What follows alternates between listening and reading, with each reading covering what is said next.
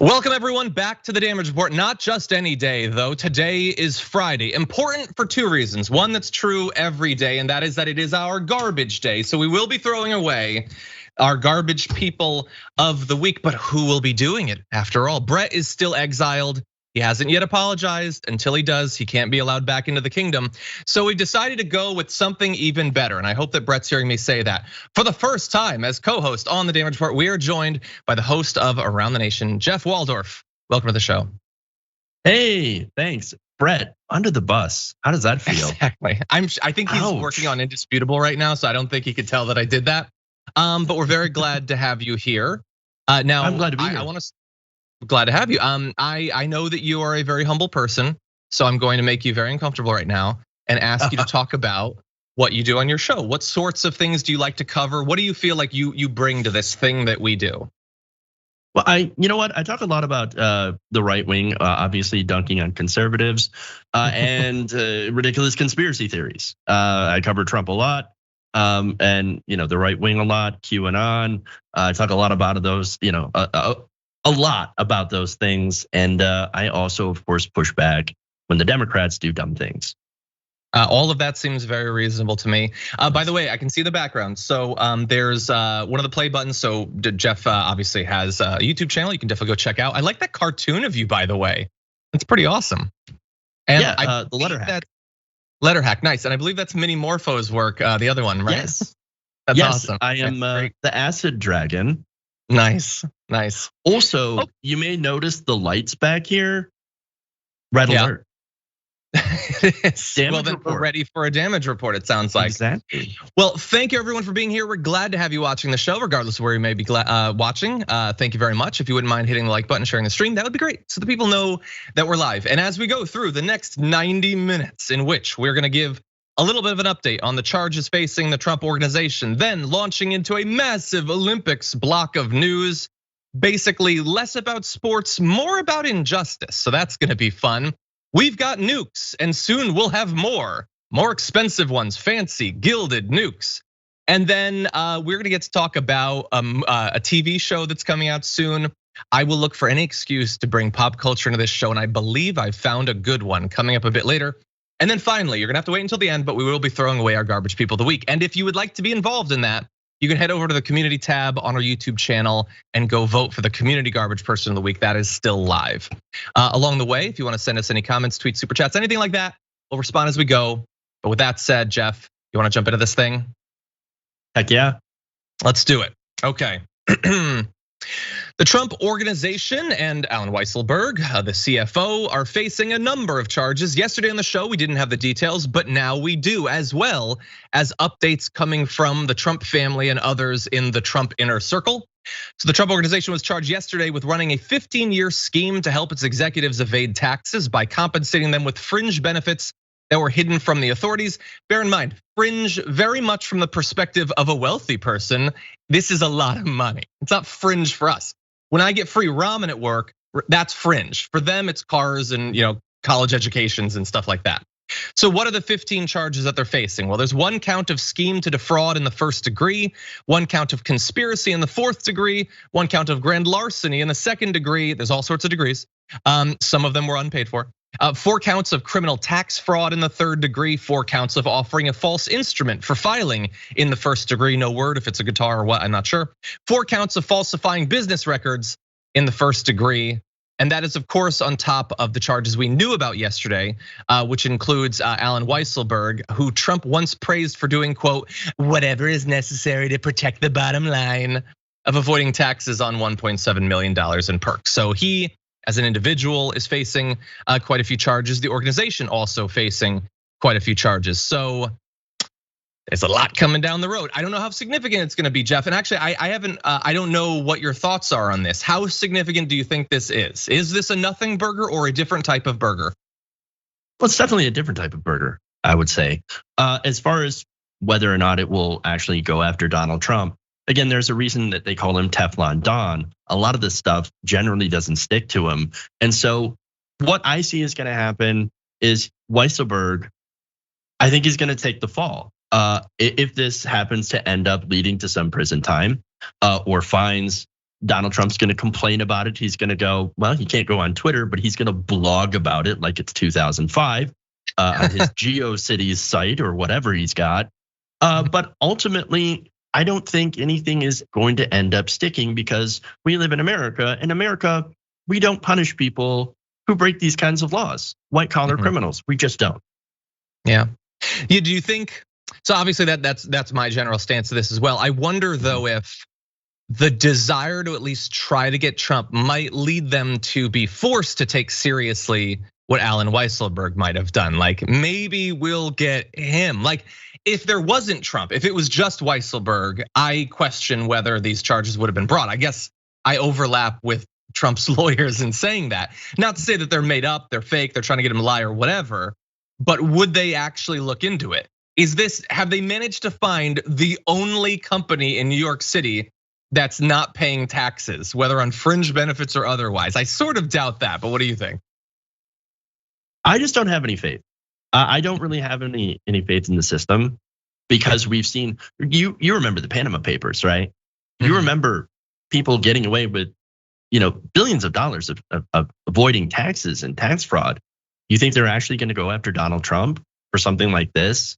Someone will obviously end up paying for this, and likely it will be Weisselberg, maybe a couple of other people within the Trump organization, but members of the family, I just don't have any faith that we're going to ever have any sort of justice in this case. Yeah. Well, as I've been saying for a long time with the audience, please don't invest any of your spirit into the idea that you'll see one of them in an orange jumpsuit. It's probably not gonna happen no matter how warranted or merited it might be. In any event, I wanna give you a little, oh, sorry, continue. I was gonna say, it's like investing in something like Dogecoin. Don't do it, you're gonna lose. It's gonna be, you're gonna be very, very sad. Wow. Oh God. Well, and you're gonna be sad too because now you're about to get a lot of DMs about that. Anyway, okay, so a little bit more details of what's going on. Prosecutors said in court that their investigation is ongoing. So we have these 15 charges, but that's not where this ends necessarily. They're reportedly trying to make an even broader case against the company or even the former president himself. Now, let's get into the response. So lawyers for the Trump organization called the case inappropriate and unjustified, saying it should be resolved by civil tax authorities. Their lawyer said, in our view, this case was brought because the company's name is Trump.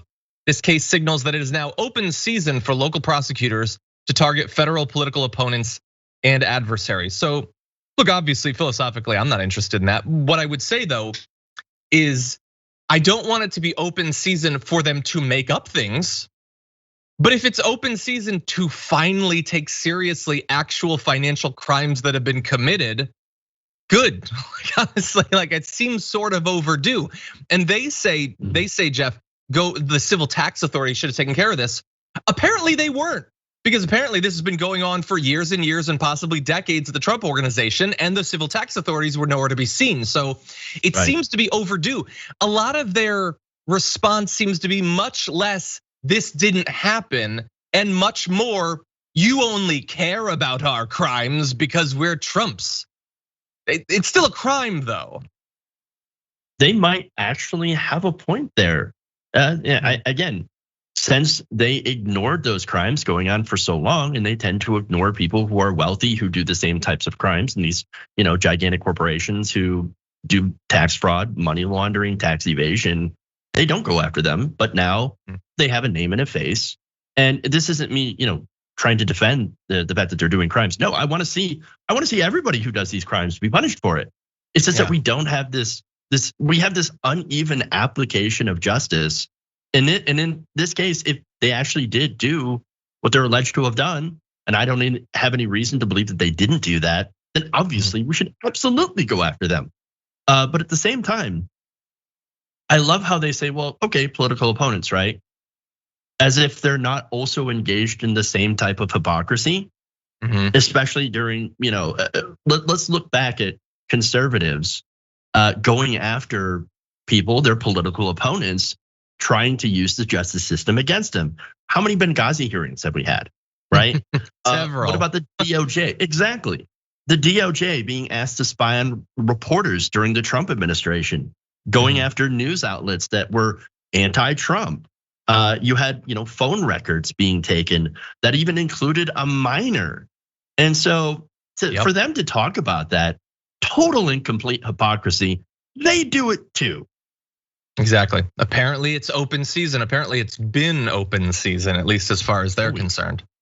Now that said, let's go into the reactions. So heads up to the director, I'm gonna call a little bit of an audible. Let's reverse the order of those videos there. I'm gonna do this slightly differently, but the Trump Organization and Allen Weisselberg are now facing a lot of different charges. And yesterday, in advance of the charges, we had heard that Trump was excited about it. He thought it was going to be a good thing because he could spin it as a witch hunt. Well, John Santucci, a news reporter for ABC, spoke with Trump, and apparently that wasn't the way it played out in real time.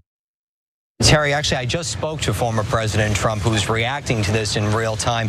He called the charges a disgrace, said it's a continuation of the witch hunt that's been going on for some time, repeatedly said it's a shame. And I also said to him, Terry, we saw some of that footage of Allen Weisselberg and the legal team walking into court. I said, Mr. President, are you aware that they brought your CFO in handcuffs? The president was unaware of that. He actually paused for a moment while we were on the phone, Terry, looked up at cable news coverage, then said to me, John, I can't believe it. It's a disgrace, a disgrace. He's a tremendous person. And then he went on to say about Weisselberg, this is former President Trump, Terry, he says they are pressuring him, setting him up. They want him to lie against Trump. I then asked the former president, does he think that's going to happen? And Terry, his response was no. Okay, as people are pointing out in the chat, yes. On Allen Weisselberg, the mask does make him look like some sort of massive bird. That is totally true. I thought John Oliver was in that video. But anyway, so Jeff, he had been saying, this is gonna be a great thing, man. We're gonna be able to spin it as a witch hunt. It's gonna get everybody fired up. But apparently as it was actually happening, when he saw the actual handcuffs, it maybe made it a little bit more real for him and he suddenly took it a little bit more seriously. Yeah, this is the pillow guy redux. That's what this is. You had that guy out there talking about how, I can't wait till they bring me to court, till Dominion comes and takes me to court, because then we're gonna be able to present our evidence. It's sort of along that thinking. The problem with Donald Trump is that he is surrounded by people who don't tell him the truth. And even if they try to tell him the truth, he won't admit the truth. He doesn't understand. So, he's not that intelligent. He's really not that smart. He's not the smartest, greatest person, doesn't have the greatest genes. And so he doesn't understand what's going on around him. And then when he sees the handcuffs, you're right. It's real now. I might be in trouble, or at least I might lose some money, or I might lose the guy who knows where all the bodies are buried. Well, let me ask you a more general question. So if this were a reasonable world, having the former CFO or the current CFO, the Trump org going down for a former president, that would hurt them. But that would probably be the same world where having your personal lawyer, your handler, all these people go to jail would also be a bad thing. And clearly that didn't bother his base. So it is impossible to speculate, but I'm gonna ask you to do it anyway.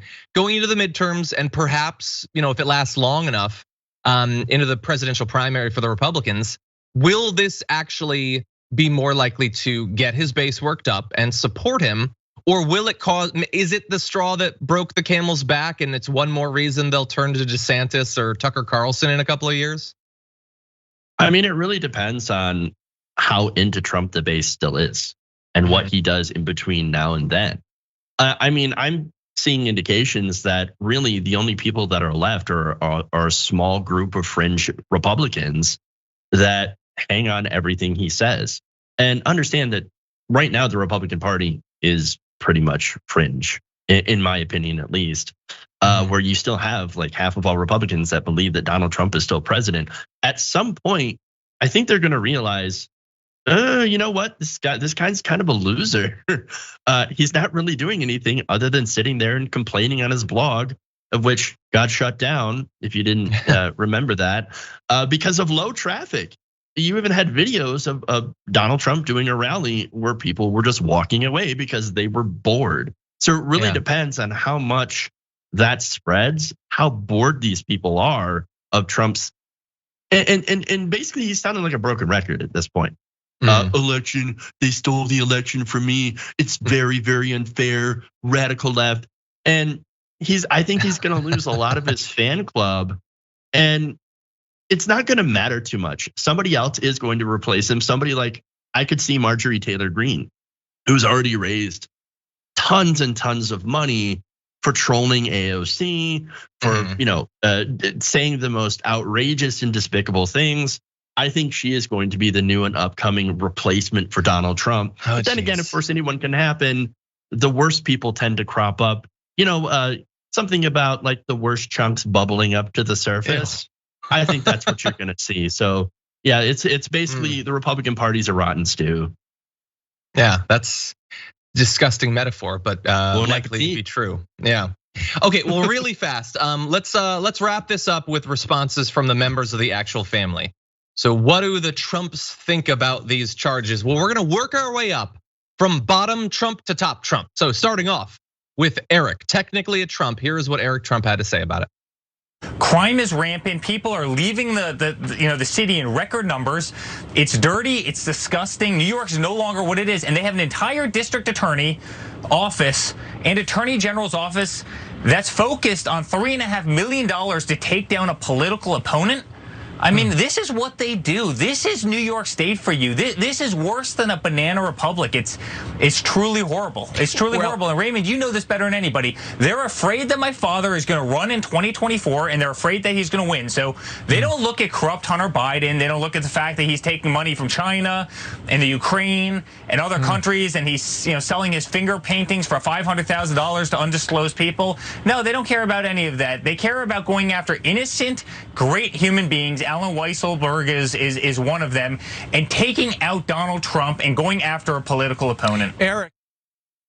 Okay, so that was mostly a lot of whataboutism and all that. Like, it's just, you can make everything about Hunter Biden, literally everything. If you didn't enjoy the last episode of Loki enough, probably Hunter Biden got involved as an EP at some point. But and what makes it sad is that, of course, what's that? The laptop. You got to check the laptop. Exactly. What you have is an incredibly wealthy person going on a network with incredibly wealthy hosts to talk about why you shouldn't care about the crimes of incredibly wealthy individuals and corporations because of some other incredibly wealthy person. And a bunch of people who are actually struggling, whether I find most of their ideology abhorrent or not, they are actually struggling economically, are going to be swept along with this absolute nonsense. So it's sort of sad that whataboutism works as well as it does. It's absolutely true. That's a great point. I just want to go back to what he said about it being a banana republic. I don't think he understands what a banana republic actually is. No. Here we have New York City actually trying to enforce law for once, right, against a wealthy person. Yeah. And here you have him. I can't believe how corrupt that is. Excuse me. Again, do you actually know what words mean? What things actually are. And that's something that I find all the time on the right, is that they can't define anything. They use buzzwords, Pavlovian response. It gets people fired up. Oh my God, witch hunt, banana republic. I can't believe they would go after such a fine and wonderful person. There was absolutely nothing of substance in that. Yeah, it's almost like the exact opposite of a banana republic. I mean, look, if you're worried about banana republics as they are, Eric was, Don Jr. said, and I'm gonna read this like a normal person, but imagine that I was coked out of my head. He said it's political persecution that would suit a banana republic with really squinty eyes. Now, if you were really worried about that, why is he going on Fox to talk about that ExxonMobil lobbyist video that came out? That's a major corporation using their overwhelming financial means to ensure that they get what they want legislatively, or perhaps more importantly, that nothing ever changes and they have a stranglehold on our democracy. That's scary. That's something bad. No, a company finally being investigated for its financial crimes is not what it takes to make a banana republic. It usually requires a bit more than that. But let me give you the last response, this from the main Trump, Donald Trump, and then we'll wrap this up. He said, The political witch hunt by the radical left Democrats, with New York now taking over the assignment, continues. It is dividing our country like never before.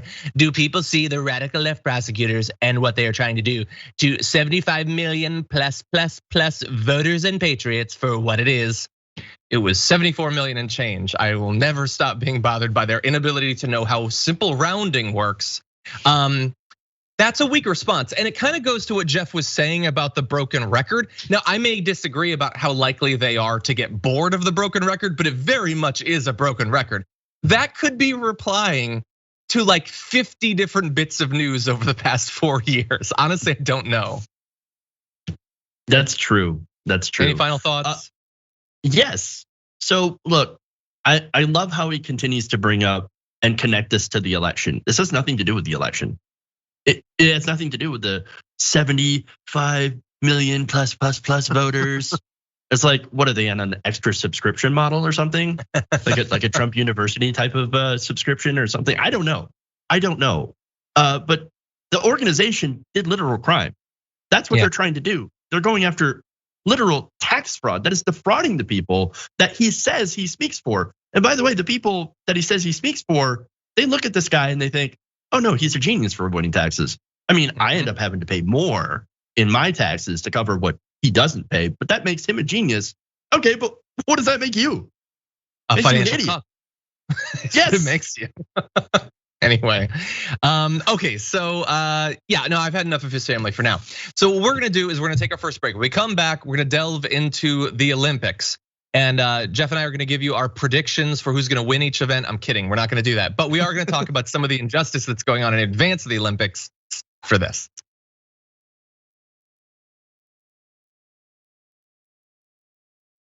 Okay, I was only mostly kidding. At some point when the Olympics start, I'm probably gonna start talking about gymnastics at that point. But anyway, and I'm gonna get in trouble on Twitter for finally posting my tweet that I think that gymnastics is the most impressive athletic achievement, and it makes other athletes look like they're barely trying. But anyway, for now though, let's see what's going on out there in the audience. I wanna thank Reverend Dr. Monica Cross for becoming a tier 2 YouTube member. Thank you very much for that. At tier 2, you get access to our weekly top 10 lists. Earlier this week, Francesca and I gave you 10 of our pettiest pet peeves. That was a fun one. Let's see, in the members' comments, Head says, very surprised how few saw the Exxon lobbyist as the most garbage of the garbage, but admittedly, there's some stiff competition this week again.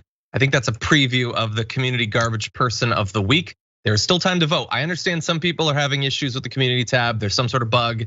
It's YouTube, what are you gonna do? High anxiety Dragon Girl says, at the damage report, why don't I have the ability to join? Help me. That might be the same issue. My only advice would be, some people have tried on desktop and had more success. So maybe that would work, hopefully. Thomas from Denmark says, I'm looking forward to when Trump says Weisselberg is just some low-level person in the organization he hasn't even met. Oh no, Thomas, you're totally right. I meant to get to that. Right now, Trump is still defending Weisselberg, saying he's honorable and everything. When he flips, Weisselberg is the rattiest rat that ever like ate a block of cheese. Like, just wait, it's coming. He's gonna hate that guy soon. Okay, so Tony Forster says in the super chat, there was a small protest near me at COVID site, people having go at NHS workers. Scientists noticed Earth rotation is speeding up. Wait, so at the protest, they were saying that scientists had noticed that Earth's rotation is speeding up? Whew. Gail says, hooray, Jeff and John, happy Friday. And when we launched the show, by the way, Jeff, I saw a lot of Waldorf Nation. That was fun. George says, Friday is garbage day in my neighborhood, how appropriate. It's mine as well, so small world. Non-Human Humanist says, Jeff and John on the same show, global minimal tax rate, alien series, eating chocolate ice cream, am I having a nice dream? Well, we actually will be talking about both of those stories by the time the show is done. Asimov's Prophet with a big super chat. Thank you very much, Asimov's Prophet, saying, can I get a happy B-Day to the original Rye guy?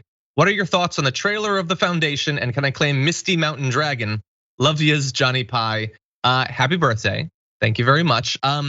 I have not seen the trailer for the Foundation. I read the first 1 or 2 of them.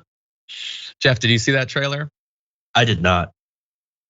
I don't. I hope it's good. I want good sci-fi. I want good fantasy. And unfortunately, over the past couple of years, what we've gotten is sci-fi and fantasy. Some of it good. We'll see. I have high hopes for the Wheel of Time. We'll see what happens. I love the Dark Crystal. Anything good has to be canceled. But anyway, I will take a look at it for you. And Bernie the Kiwi Dragon says, with me again gone from The View, that's funny. That's actually pretty good. I'd like to renominate Emma Vigeland to take her place. Jeff, very good to see you here with DJ Lunchbox Baba Dragon. Thank you. That is great. I believe, didn't we try to start a campaign to get Emma on the last time there was an opening on the show? I think that we did. The issue is that they're almost certainly going to they're going to want a conservative. So, and by the way, so the thing they want the most is a conservative. The thing they want the least, a leftist. Emma ain't getting nowhere near that show. True. Yeah. Over on Twitch, Daisy Dragon gifted 5 tier 1 subs. Thank you so much for that. Brandy Lou resubscribed for the 10th month. Thank you, Brandy Lou. Josh Sess did for 6 months. And Brandy Lou also gifted 5 tier 1 subs. So thank you very much for that, Brandy Lou. There's a lot more going on Twitch. We will get to it soon, but there's a lot of news as well after this.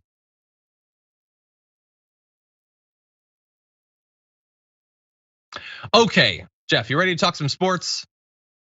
No. Me either. And Well, certainly we'll do it that's anyway. not what people generally come here for. But there's a lot going on because the Olympics are coming. Let's talk about it. Whoo boy, the Olympics are shaping up to be as unjust a situation as one can imagine. Let's go through a few different ways. The first is that Olympic hopeful is already qualified for at least one event. A world record holder, Shakira Richardson, might no longer be able to compete in the Olympics. Why? It turns out that she killed a man? No, she tested positive for marijuana. Now, granted, I say that like it's a surprise you. Literally everybody has seen this by now, but that's madness. She's currently facing a suspension of 1 month. Initially, it looked like it could have been 3 months. It's 1. So in theory, she might be able to qualify for another event. But right now, because the test in question was conducted at the US Olympic trials, she was gonna run the 200 meters, by the way. She was omitted from the event's entry list. Her initial qualifying run is invalidated because of the test. She'd won the 100 meter final in 10.86 seconds. Well, theoretically, it doesn't count anymore because of the marijuana, but she could still potentially compete in the 4x100 melee race, so meter race. So in response to that, she put out an initial statement, a tweet saying, "I am human." Yeah, and she gave an interview earlier. She was talking to NBC, and she talked about the fact that her positive test for marijuana came because she smoked marijuana as a way to cope with the unexpected death of her biological mother while she was in Oregon for the Olympic trials. Richardson, who was raised by her grandmother, said she learned about the death from a reporter during an interview and called it triggering and definitely nerve shocking. So she had just found out about the death of her biological mother. She was in a state where, and I can't stress this enough, marijuana is legal, but because of that, her Olympic dreams, her career in that way might be over. Jeff, what do you think? This isn't just madness, it's reefer madness. That's what this is. That is true, it is. No, look, this is an incredibly sad story to me. I generally don't care about sports, but this is the humanization right here. The athletes, the people, as you put up, in that last graphic, dealing with their mother's death by using something that is perfectly legal in that state, that should not be a problem whatsoever. I mean, just imagine if she had gotten blackout drunk, it wouldn't have been a problem. Or if she had, taken over the counter, or well, maybe not over the counter, but like prescription pharmaceuticals. Well, that would have been fine, right? Mm-hmm. And so I don't understand the issue with something that is perfectly legal in that state, her using it, which by the way, cannabis can stay in your system for quite some time. So it's not as if she even showed up to the, to the event or to the qualifying event, high. So it just it doesn't make any sense. It's a ridiculous thing to disqualify her for being able to do that event based on this. Exactly. Yeah, she didn't show up high, and if she let's say the other obvious thing. So if she did, it'd be even more impressive. Like, they are supposed to be weeding out performance enhancing drugs. I've gotten high. It did not increase my performance in any way. But I'm done anyway. No, it's just ridiculous. It makes you want to sleep. It makes you want to not move, perhaps eat a little bit. It's not giving you a competitive edge. Superman didn't run faster than a speeding bullet because he was toked out. That's not how any of this works. So it is legal. It is not performance enhancing. It is incredibly common to be used. And as Jeff pointed out, like if she had gotten blackout drunk, she would have been fine. I'll go a step further. If she was a raging alcoholic, she would be fine. If the second she got off the field, she started chugging rum, she would be fine. She'd be fine in terms of this test. She'd be fine socially because that's not a serious thing. Marijuana is only a serious thing.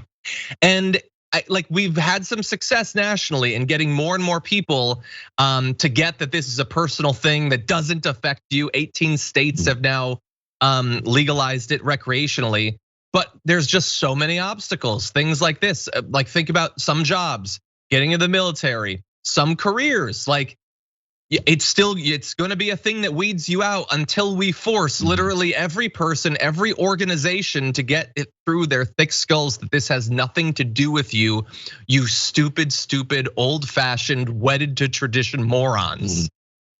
Yeah, again, going back to, and by the way, you keep using the word weed. I picked that up, I got it. I see that pun. Wait, what? Brilliant. I didn't even realize I was doing whatever. Oh, really? You didn't realize that? Yeah, you kept saying beat them out. I thought that was. Oh, I see what you're saying. Yes. Oh, yeah. Well, but talking about true. Going back to Reefer Madness again. Notice that Shakira Richardson she's an African American. She's a person of color. This has been traditionally used against POC. Yeah. Over and over again. Again, Reefer Madness, right? Where supposedly, ingesting cannabis or marijuana or whatever, smoking it, somehow makes you into a raging psycho murderer that will, that will stab your family. Yeah. And that's what the propaganda that they used to put out. And so, yeah, you have rules that are still based on that. Of course, they're going to consider it to be a performance enhancing drug. But for me, we all know the truth. We all know the reality that, of course, it's not, unless you're, of course, dashing to the cupboard for more Doritos, or if you're doing curls of the cheese variety. This is not going to enhance your performance. It might make you think you're moving faster, but you're very much not. Anyway, it's enhancing in other ways. Like I watched that Between Two Ferns movie, extremely high, and it was literally the funniest thing I've ever seen in my life, and I'm sure that helped, but not for running. My final point, she said in the interview, Shakira said, I greatly apologize if I let you guys down, and I did.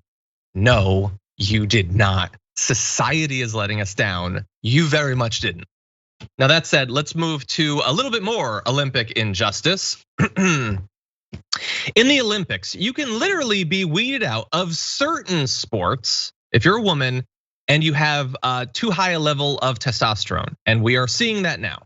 Namibians Christine Mboma and Beatrice Masalingi, both 18 years old, quote, have a natural high testosterone level after undergoing medical tests for athletes with differences of sexual development, according to the Namibian Olympic Committee. And for that reason, they have been banned from running in the 400-meter race. So, this is not the first time this has happened.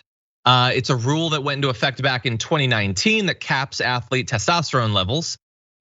Generally, you're gonna be shocked to find out that the people who tend to get eliminated for these reasons are black. They're international athletes. Generally, it's been African runners competing in track and field events. They have found they're not asserting that this is some sort of supplement that they're taking or something like that. They just don't like that they have some sort of natural advantage. In this case, these women from Africa have an advantage that's not acceptable. Now, if Michael Phelps's arms are abnormally long and that helps him in swimming, that's just lucky genetics there. But if you naturally have higher testosterone, then that's a big issue and you literally need to be taken out. Jeff, thoughts? Yeah, once again, it seems ridiculous. Having higher testosterone doesn't necessarily mean that you're going to have an absolute advantage in sports. Again, once it comes down to skill, it comes down to training. Let me give you a kind of a weird analogy that you might be familiar with. So say I were to play, basketball against Jake, okay? So Jake and I are about the same size, same height. Generally, I think we're probably around the same weight. Cenk would destroy me at basketball. Why? Because I have no hand-eye coordination. I have no, we're basically, the same size and everything, but the skill levels are completely different. And so those innate characteristics don't really mean much in the face of, again, skills and training. So it does seem like a way to, as you keep pointing out, weed out certain people based on certain pretty arbitrary characteristics. And I understand that this could be, and I'm giving them the benefit of the doubt here, a way to try to foster as much, competitive spirit, I guess. And like to try to make things as equal and even as possible. Mm-hmm. But it just seems, where do you draw the line? It seems arbitrary. Yeah, like to make it, but it's not about equality. Like sports is very much about figuring out who's the best at it. Like if every race was like, oh no, you can't win, you ran too fast. Well, then okay, let's just go jogging then. It's not a sport anymore. Right. And when they're weeding out certain natural advantages. So what if you were taller? You have longer legs. Well, that's not fair. You can't do that. It seems ridiculous. It seems ridiculous when they literally will allow you to either. So there's some events you can do that don't have this limitation, and that might end up having to happen to these runners. But you can also take testosterone suppressing measures. So you can manipulate your testosterone in one direction, but not in the other direction. How does any of this make sense? It's sports. You compete like. That's what it is. And they're not even making the case that it's some sort of fake, like false thing where they've boosted it via some medicine or something like that. So just absurd. Let me just add in, by the way, this will affect trans athletes greatly so. And so, they can look at them. Well, obviously you've got a little bit higher testosterone or whatever. That means you have an unfair advantage and we can't have that. So we're just gonna preemptively, ban in this certain way without actually giving a real ban to trans athletes, especially Black trans athletes, so that they can't compete. So, let's not forget about that part of this. Yeah, just imagine banning tall people from basketball or people with long arms from tennis or whatever. All of these are that would be advantages. Great for me. Not fair. Exactly. That'd be great for me. I would actually be able to compete for once, but I would still probably get destroyed because I'm not good at basketball. And by the way, there was a great comment from the Dungeon Dadster on Twitch who says, where's that outrage defending women's sports? Yeah, that is odd. I thought that they were so interested in the integrity of women's sports. They don't seem to care so much. Now that said, let's move into our last Olympic story. The Olympics has decided to ban a brand of swim caps that are specific. There's a UK brand who does swim caps specifically for swimmers with natural black hair. That particular brand of swim cap will not be allowed. Now that the headline version of it sounds bad. The actual argumentation behind it might even be worse. So let's jump into this story. The hats are made by Soul Cap, which previously partnered with Alice Dearling, who last week qualified to become the first Black female swimmer to represent Team GB at the Olympics, have been rejected by the International Swimming Federation. The body said that the caps did not fit, quote, the natural form of the head, and to their best knowledge, quote, the athletes competing at the international events never used, neither require caps of such size and configuration. Okay, so that might leave you to think, these things are madness. No one would ever need them. How could you dare imply that something so crazy, so unnatural could be needed? So I decided, I'm gonna go to soulcap.com and I'm gonna find a picture of what they look like, and here's what they look like. And you know what they look like? They look like swim caps. They perhaps have a little bit more room for someone with natural hair, but that's it. If you look at that and think, oh, well then what's the point of the competition? How could someone with that particular swim cap ever lose? You're insane. Or you might be someone who's a part of the International Swimming Federation board, because they actually outlawed that. It's like they have a full body internationally, because these are happening in different areas, all have to do with the Olympics, that is just looking for ways to make it more difficult for women of color to compete in the Olympics in every way. If you transgress socially in terms of a substance that we don't like, no, you can have the ones we do like, but not if you have the ones that we don't like. If you have naturally high testosterone, if you need to put on some sort of swim cap or something like that, we're gonna make it as inconvenient as possible to possibly ban you from competing, But even if you get there, we want you to be as uncomfortable as possible, to know that this place is not fundamentally for people like you. And all of this is before the Olympics have even begun, Jeff.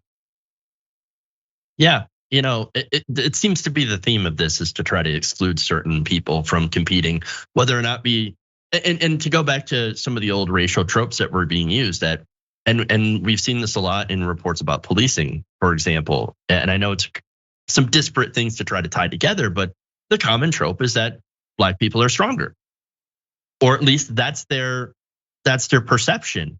That's the fear that they have as well. Obviously, Black people, will do better. They will compete better. Going back to the shut up and dribble, right? That's all you're good for. And so we have to regulate you. We have to put a stop to you from out competing everyone else with your natural talents. That we think, that's the only thing that you're good for. And so this is insanity, and it is deeply, deeply racist. Even if they don't realize that, it is. Yeah, that's the result. Yeah, look, it seems sort of counterproductive in the same way that marijuana does not give you a competitive advantage. If that swim cap is bigger, well, look, I'm not an expert swimmer or anything. Isn't that going to slow you down? Isn't that actually going to make it more difficult? No, it's not an advantage. Why are you banning things that almost certainly make it harder? And finally, I want to give you a statement from someone backing the use of these swim caps. So understand, the original swimming cap, which was designed by Speedo 50, was created to prevent Caucasian hair from flowing to the face when swimming. So that was allowed, even though once you bind up Caucasian hair, that's not the natural size of the head or whatever, but that's fine, we'll allow that. Danielle Obey, the founding member of the Black Swimming Association, said the caps did not work for Afro hair, which, quote, grows up and defies gravity. She said, we need the space and the volume which products like the Soul Caps allow for. Inclusivity is realizing that no one head shape is normal.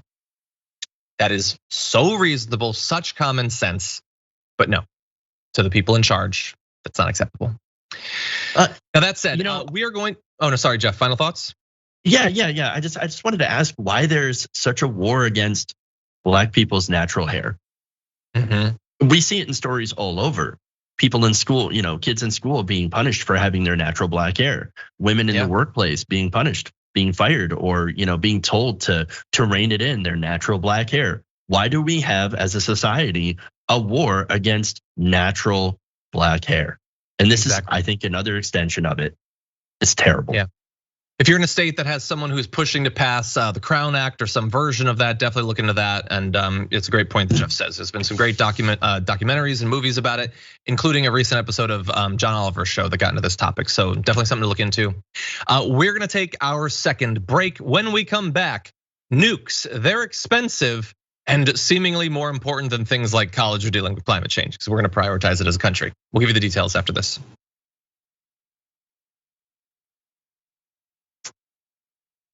Okay, everyone, let's see what's going on out there. By the way, Galactic NB Dragon sent in a super chat saying, by the way, her name is pronounced Shakari. Thank you for the correction. Apologies for the mispronunciation. Appreciate that, Galactic NB Dragon. Sierra says, it's funny because sports, among many other things, profit a lot off the labor of Black bodies. Society finds any way they can to disrupt Black excellence. Just let us be great. Great, but not too great. I'd love you to be great if we can make some money off of it, but I still want some white people to win. So if you ever start to do better in any way, we're gonna find some way. I don't know what it is. Maybe it's a hormone in your blood, maybe it's your hair. We're gonna find something to level the playing field a little bit. Sugarwire says, if anything, she should be given a medal. This is talking about Shakari for doing so well after having done the opposite of a performance-enhancing drug. Regardless, the effects don't even last that long. It's just dumb. That is true. Hashtag it's just dumb. That's actually kind of like the subheading of the damage report on a daily basis.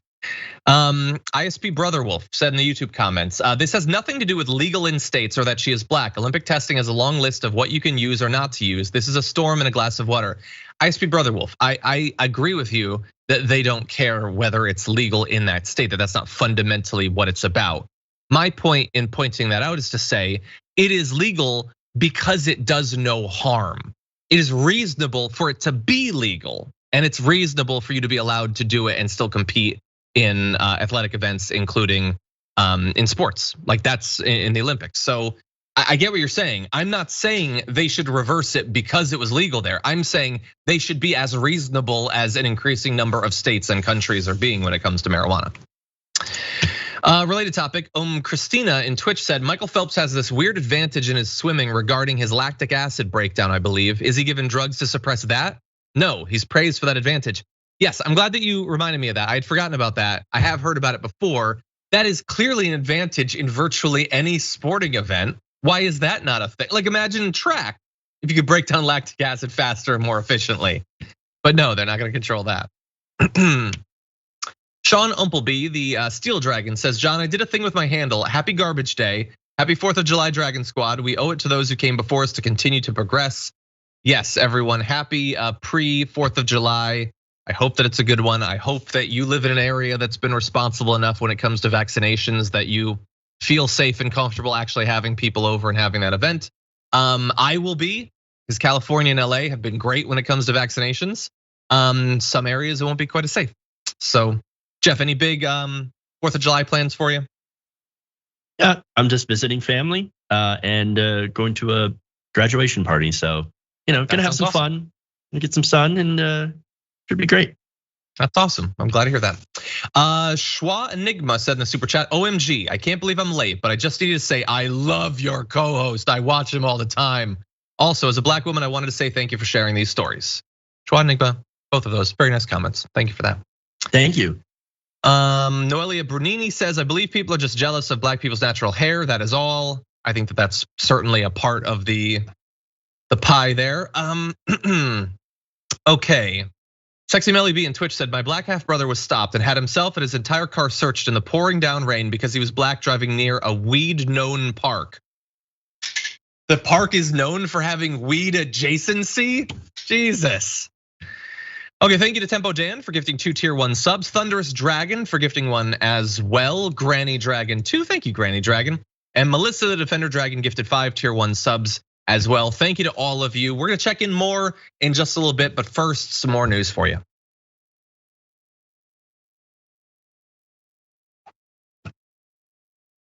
Okay, everybody, let's jump into perhaps the most bonkers news of the day. The US obviously has a massive nuclear arsenal, and that arsenal is big not just in the number of weapons, but the cost. Initially, to develop nuclear weapons, to purchase and build those weapons, and to maintain them year by year. But that ain't nothing yet. They're looking into modernizing, expanding, and future-proofing our nuclear arsenal for an incredible sum of money. So there's a great report right now available at The Intercept. Sarah Sirota is the reporter on that, saying that the Pentagon is hell-bent on securing funds to develop a brand new suite of nuclear weapons to replace its Cold War era arsenal, with the federal government projecting expenditures of $190 billion through 2030 to modernize powerful missiles, warheads, bombers, and submarines, initially conceived of back to engage in the arms race with the Soviet Union. So here are some details of what's going to be done and who is going to benefit. The Defense Department has already awarded Northrop Grumman the contract to build 600 new GBSDs. So those are ground-based strategic deterrents. They're intercontinental ballistic missiles intended to replace 450 1960s era Minuteman III missiles. So we need much more, actually, not just the same amount, we need more, which make up 1/3 of the military's nuclear triad. So very briefly, I say this for the audience, but especially if Donald Trump is watching. The nuclear triad, of course, is they're airdropped either cruise missiles or nuclear bombs, generally cruise missiles there, but launched via aircraft. They are ground-based cruise missiles and they are submarine-launched cruise missiles. Very important that a president understand the nuclear triad. In any event, Raytheon, another defense contractor, was also awarded a contract worth as much as $2 billion to develop a new nuclear cruise missile. And by the way, the GBSDs, those ground-based strategic deterrents that we talked about, costs are estimated at more than $80 billion through 2030, $260 billion over a 50-year life cycle, one of the most expensive weapons in US military history. And isn't it amazing, Jeff, when $260 billion can make it one of the most expensive weapons in US military history? It's not the clear winner. How awesome. Yay. I just love the idea of putting more money into this instead of doing things like I don't know, getting people healthcare and things like that, or doing something about the impending disaster of climate change. But hey, let's just get enough weapons to blow up the world 40 times. Now 42 times. Exactly, yeah. We want to make sure that we give a nice shine to the glass that will be all that's left of human civilization. Now, there are some who are speaking out against this. We're gonna see how successful they are. But resistance to the current plans have been coming from people in the House of Representatives, including legislators like Garamendi. So Garamendi is John Garamendi, representative, who has one of 3 different bills that's currently pending of a variety of forms that are intended to fight back against this. You have Representatives Adam Smith, Mark Pocan, Ro Khanna, Pramila Jayapal. Ro Khanna, of course, is a great representative. He's been on the show many times to talk about, for instance, our support for the war on Yemen, among other things.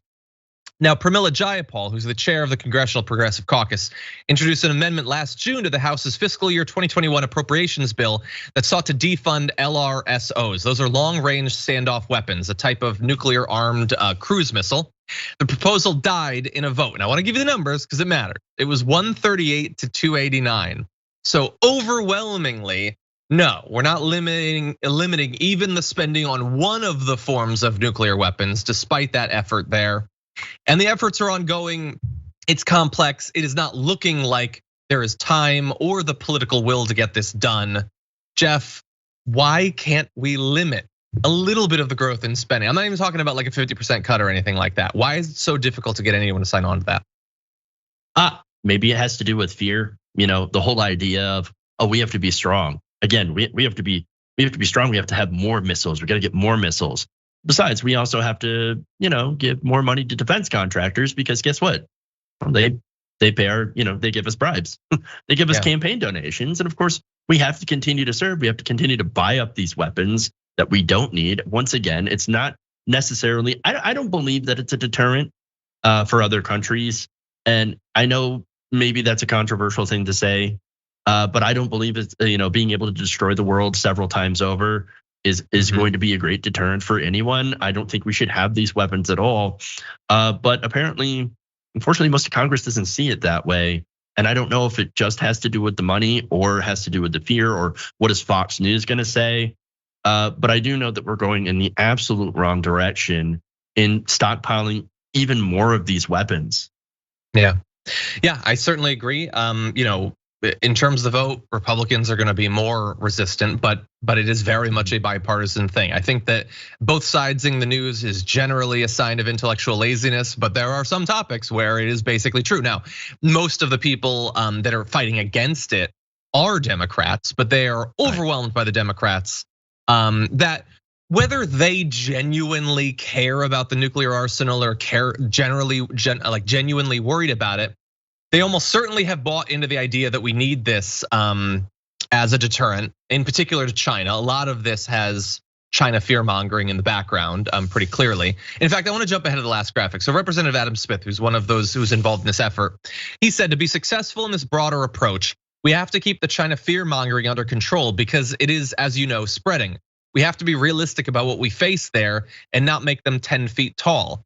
And the thing is, as twisted as it would be, if our representatives were genuinely that terrified of China and thought that we need better nuclear weapons, we can't nuke them with old busted nukes. I don't even think that that's really what it is. It's partly paying off the defense contractors with these massive contracts, and the fact that our head of the Department of Defense right now formerly worked for, I believe it was Lockheed Martin. That's awesome. But then it's also they're terrified that if they vote against it, other people, even more craven politicians, will attack them as not being sufficiently worried about national defense, and they'll be primaried and they'll be knocked out. That's the disgusting thing I feel like is lurking in the background, Jeff. Yeah, absolutely. I mean, I can't disagree with any of that. Of course, it has to do with the money. Of course, it has to do with the public perception. The thing that I'm worried about is like, you and I, like, we're video gamers. I'm a video gamer, right? I really don't want to end up in the fallout future as a result of some of these craven politicians, as you point out, wanting to serve and please their donors. And unfortunately, this is what it seems to be all about. These politicians that will continue to force, to basically live up to their contracts when it comes to these gigantic, this military industrial complex that we have in this country. And it's even more sad seeing, again, all this money going to all of that mutually assured destruction when we could actually be doing good things in this world. And exactly. We should be. I agree. Okay, very briefly, we're gonna jump into our last story. Let's jump into it, Sophie. No, we're gonna do it. Don't even worry about it. The US is apparently pushing, this seems like good news, we'll undercut it soon, but it seems like good news, is pushing for a sort of global minimum corporate tax. And Biden is apparently behind this. Over 130 countries have now agreed to it, this minimum global tax proposal of 15%. So don't get too excited about that. But what is this about? What is the point of setting up some sort of minimum tax like this? Well, it was proposed by the US, but is now widespread support. I mean, that's a majority of all the countries in the world. Would force technology giants like Amazon and Facebook and other big global businesses to pay taxes in countries where their goods or services are sold, even if they have no physical presence there. It also includes plans to prevent the shifting of profits into tax havens by tech giants and other multinationals by enabling signatory countries to tax the world's largest countries based on revenues generated within their borders. So there's a lot of ways that they've sort of tried to get around paying their tax burden by pretending that they're not in a country that they sell things in, because they're multinational corporations. They set up their headquarters in the country with the lowest taxes to get away from it, even though they're functionally operating in other countries that theoretically have higher taxes that won't apply to them. So what's interesting about this, Jeff, I think, is that several of the countries that have signed on to this are ones with low or zero corporate tax that have been used as tax havens by these major multinational corporations, including the Cayman Islands and Gibraltar. They're signatories to the deal. So that is pretty impressive. I'm sure there's gonna be a lot that we find out about loopholes and things like that. But this does seem like this could fix some of the worst excesses of this sort of bizarre loophole searching for corporate behavior. Yeah, I'm sure some of those countries, those signatory countries that you mentioned, would welcome some of that additional revenue from some of these corporations that have essentially taken advantage of them for all this time. So yeah, I think it's a great idea. I would actually do, higher, but again, that's just wishful thinking for me. Getting them to agree to at least a floor of 15%, it seems like a fairly big deal, and I don't see a lot of people other than this show talking about it. Yeah, well, I only found out about it earlier today. So hopefully it'll get picked up if it actually goes into effect. It is a low amount, obviously 15%. Although bear in mind, I would be perfectly happy with some corporations in the US paying 15% because right now they pay zero. So we'll see about their ability to evade even this low tax. But something like this, a global minimum corporate tax rate, global minimum standards in terms of worker pay and benefits and things like that. That is how you get to an actual equal playing field that benefits the international working class, and we are very far away from that. That said, thank you to the linear audience. We got more for you online after this.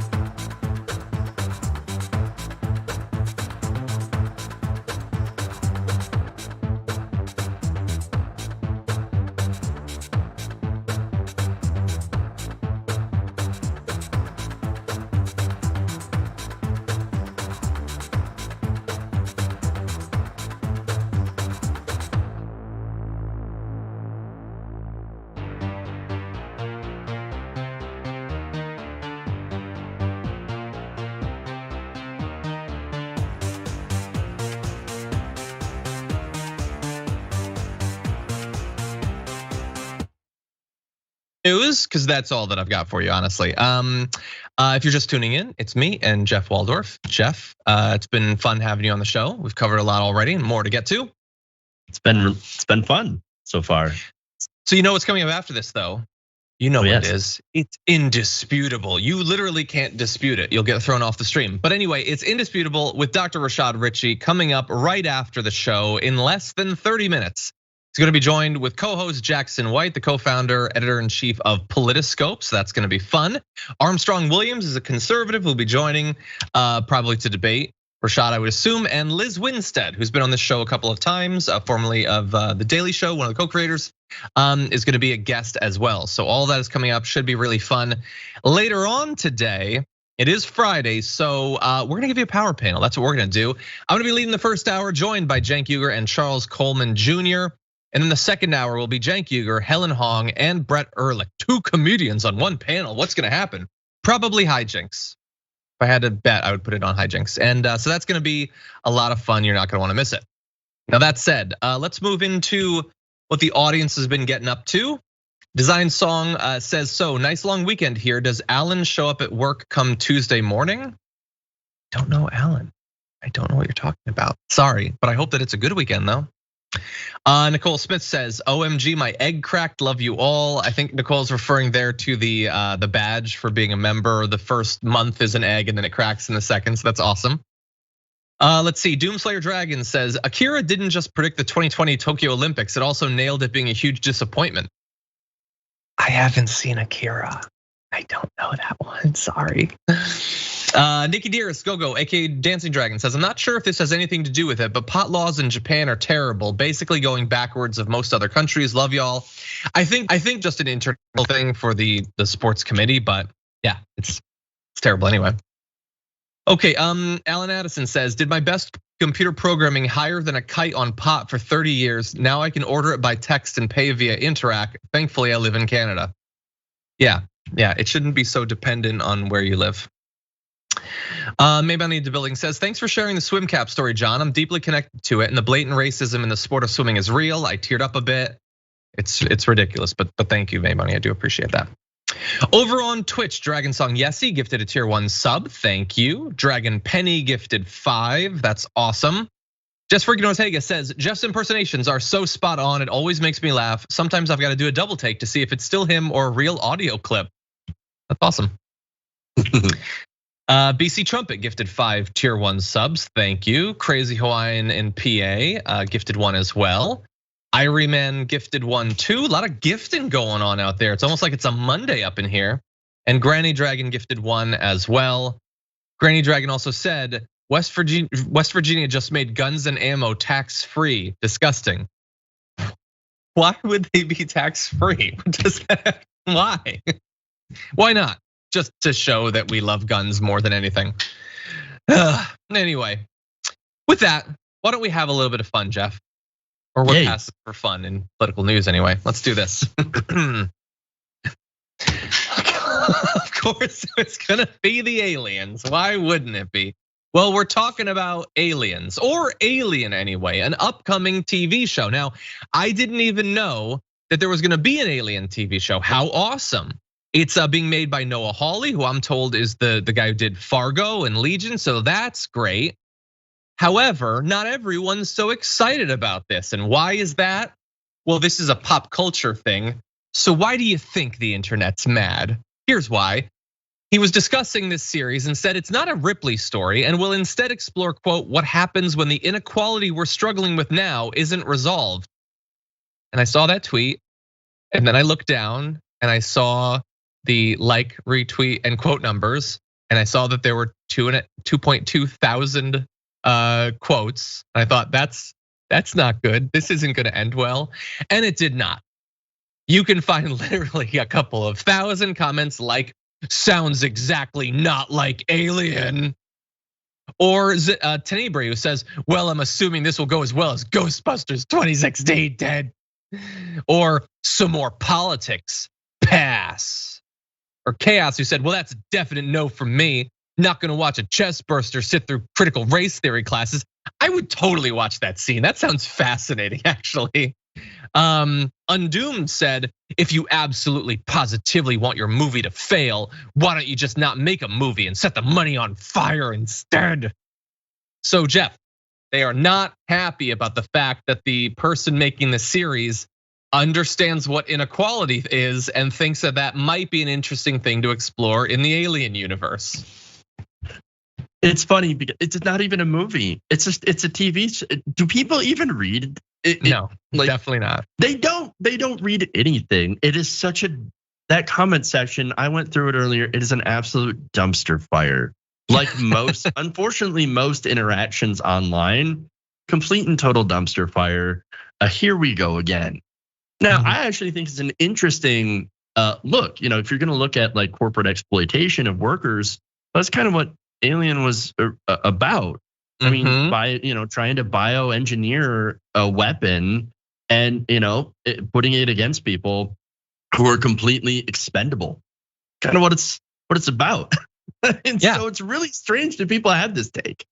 It's like, how you're gonna put politics in my Alien? They're all political. No. The first one is about working class truck drivers effectively. The corporation, literally, it says on the screen, we don't care if they die, get us our bioweapon. The second one is about the military being willing to kill soldiers so they can recover a bioweapon. The third one has prisoners being exploited under terrible circumstances. The fourth one has the military experimenting on people to produce a bioweapon, killing humans. They don't care, they're gonna do that.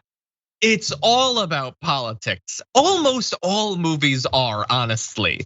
But certainly the Alien movies are about corporations, they're about different classes.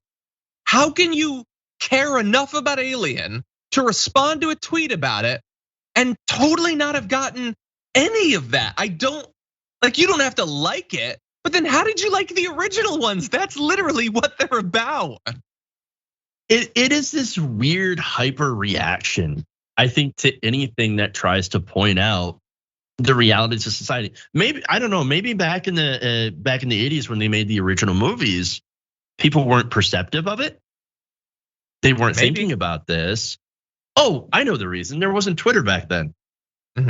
Yeah, there wasn't Twitter, there wasn't social media, and so there also wasn't this huge, this collection of people that are trying to dump on basically anything that might even be considered somewhat quote unquote woke. And I think that's the major problem with this. Again, so many of these movies and series. I mean, think about it. RoboCop. Yeah, that was political. Totally political. Had to do with riots and had to do with policing and had to do with a corporation that tried to build the perfect policeman and then control them in order to take over the city. Hugely political movies back in the 80s, and they just missed it. It went completely over their heads because they felt like they had to go online and just figuratively throw up all of the keyboard. I have a feeling that some of these people, with some of these responses, they literally take their face and they shove it down into a keyboard and roll it around in a frothing rage about these things that make absolutely no sense. It's so incredibly ridiculous. That would probably produce better outcomes. Yeah, I defy you to come up with an interesting concept for a futuristic sci-fi movie that doesn't have to do with politics. It is an inherent part of sci-fi. That's what it's about, technology and generally about the intersection with corporations and politics. That's what it is.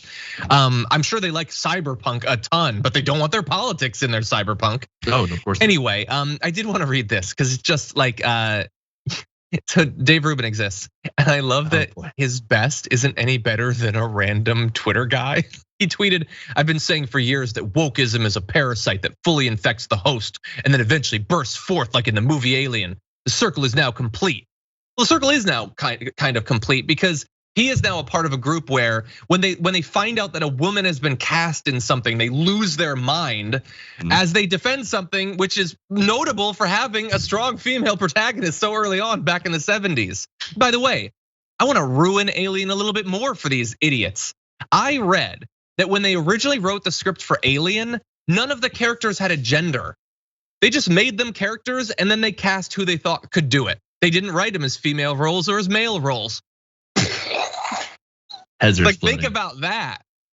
Anyway, it's so stupid. And I briefly want to inject a little bit of intelligence into this. So I'm gonna go into some of what's actually in the interview that tweet was referencing, that not one of these people actually cared to read. The interviewer says, deadly things that can't be contained and the whole world at risk. Sounds relevant to the past year. And Noah said, on some level, it's also a story about inequality. You know, one of the things that I love about the first movie is how 70s a movie it is, and how it's really this blue collar space trucker world in which these characters are waiting for Godot. They're like Samuel Beckett characters ordered to go to a place by a faceless, nameless corporation. The second movie is such an 80s movie, but it's still about grunts. Paul Reiser is middle management at best. So it's the story of the people you send to do the dirty work. And he says, in mine, you're also gonna see the people who are sending them. So you will see what happens when the inequality we're struggling with now isn't resolved. If we as a society can't figure out how to prop each other up and spread the wealth, then what's gonna happen to us? There's that great Sigourney Weaver line to Paul Reiser where she says, I don't know which species is worse, at least they don't F each other over for a percentage. It's always been there. And honestly, I'm much more excited about this now that I know that someone who's intelligent, who gets the core of Alien, is gonna be making that series. John, I don't know, John. This sounds like a luxury gay space communism to me. So we can't have that. God damn the internet. We're not allowed to talk about that. Not allowed to have discussions about wealth inequality. Keep your politics out of my movies and video games, which are inherently political, but maybe I don't get because I don't pay attention to it at all. And by the way, Dave Rubin, is your brain in recovery mode yet? Let me tell you, those are some very high-level ideas coming from me. Again, thinking about the chest burster. Let me tell you, brain is in recovery mode. Oh my God. Oh God. What a clown. What a clown. Well, unfortunately, we only have time for 2 more clowns, but they're gonna come in a particular form. So, Sophie, you let me know. We're gonna jump to the G block if that wasn't clear. I think that was pretty clear. Yeah. Susmako on Twitch, thank you for subscribing with Prime. Do appreciate that. They call me Cookie, subscribed for 9 months. Says, loving my daily dose of sanity from TDR. Appreciate the good guests and effort you all put in each day to give the rest of us a brief reprieve from our national pastime, gaslighting. Thank you. They call me Cookie. I appreciate that. It's going to be Jeff that's going to be going first. Chef Indy subscribed with Prime. Thank you for that. The Coffee Man Can says, that's funny. Says the Olympics are run like the mafia. They use strong arm tactics to embezzle money from host cities / countries. Yeah, also true. That's lurking in the background here. Okay, Kide says, clearly the US plan to counter global warming is a nuclear winter. Someone's going to seriously, it's gonna be Louis Gohmert, who's gonna seriously say, what if we just have a mild nuclear winter? That might offset it. It might come to that. Let's see, Daniel says, it's really just because white people are jealous of black people's awesome hair. Oh, and I'm white and mostly bald, LOL. So, that's an honest answer right there. Okay, Sophie, we're ready to do this? Okay, it's the end of the week, and so it's time to take out the trash.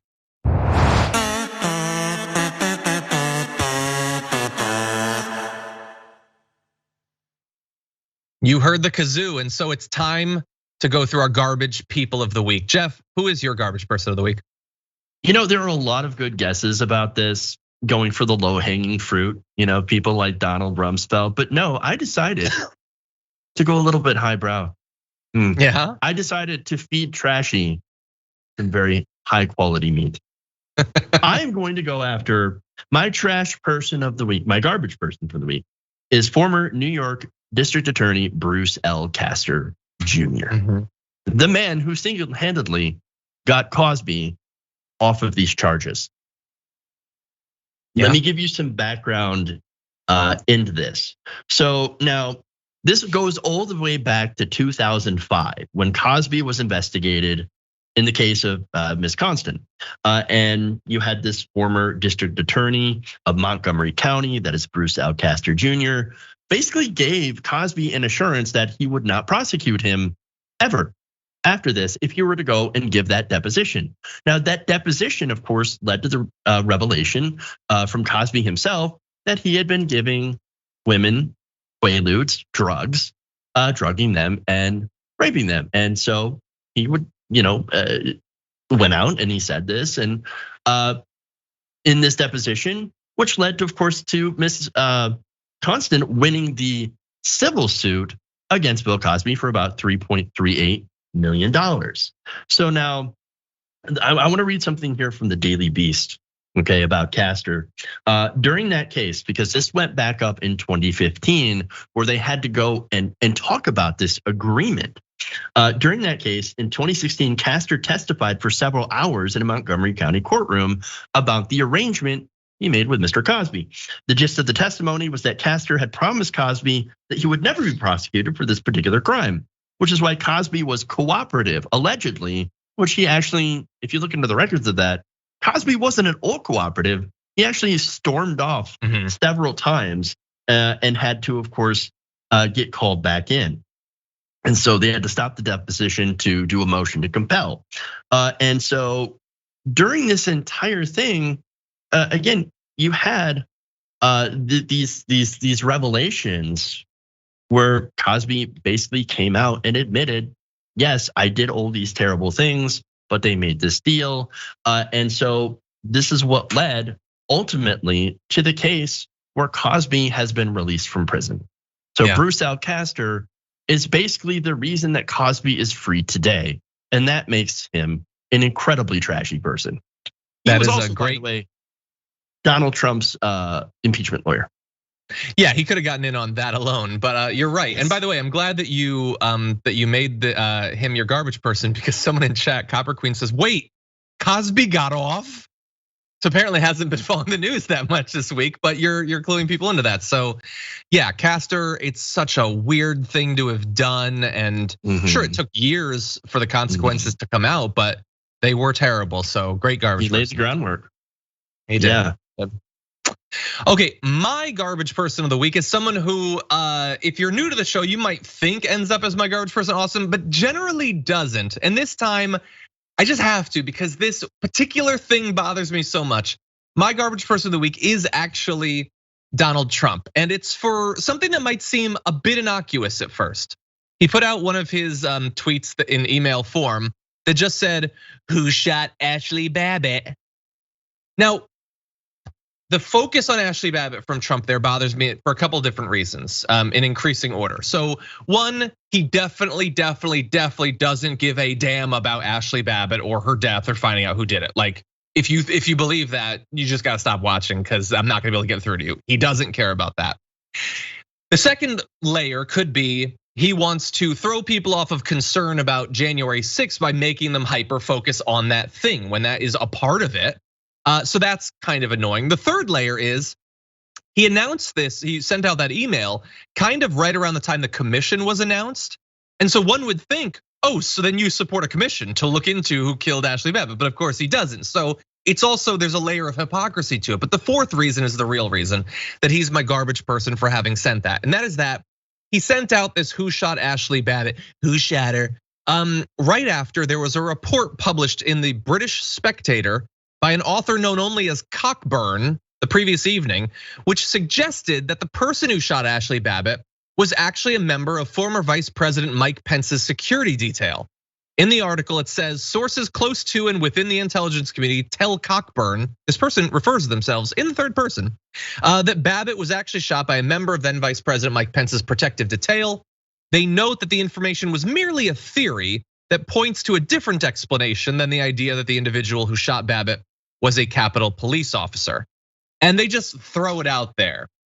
Who cares what people make of this? Who cares about the fact that the person we're now saying is kind of responsible is someone who the Republican base has already shown an intense burning desire to murder already? But for Cockburn, that's just a part of the game. And yes, I'm saying the name a lot because it's funny. So I clicked on Cockburn to see more about their profile. There's no first name, it's just Cockburn. And the tagline is mischief, mayhem, and Washington gossip. But why shouldn't that be enough for Donald Trump? Donald Trump literally doesn't care about repeatedly and continually, viciously leading his own base to want the blood of his vice president, who remains to this day almost wholly loyal to him. Before January 6th, the morning of, Trump told the crowd that would later go on to ransack the place and chant for Mike Pence to be hung Pence didn't have the courage to do what should have been done, which isn't true. But even if it were, it is highly irresponsible to send a violent mob at your vice president.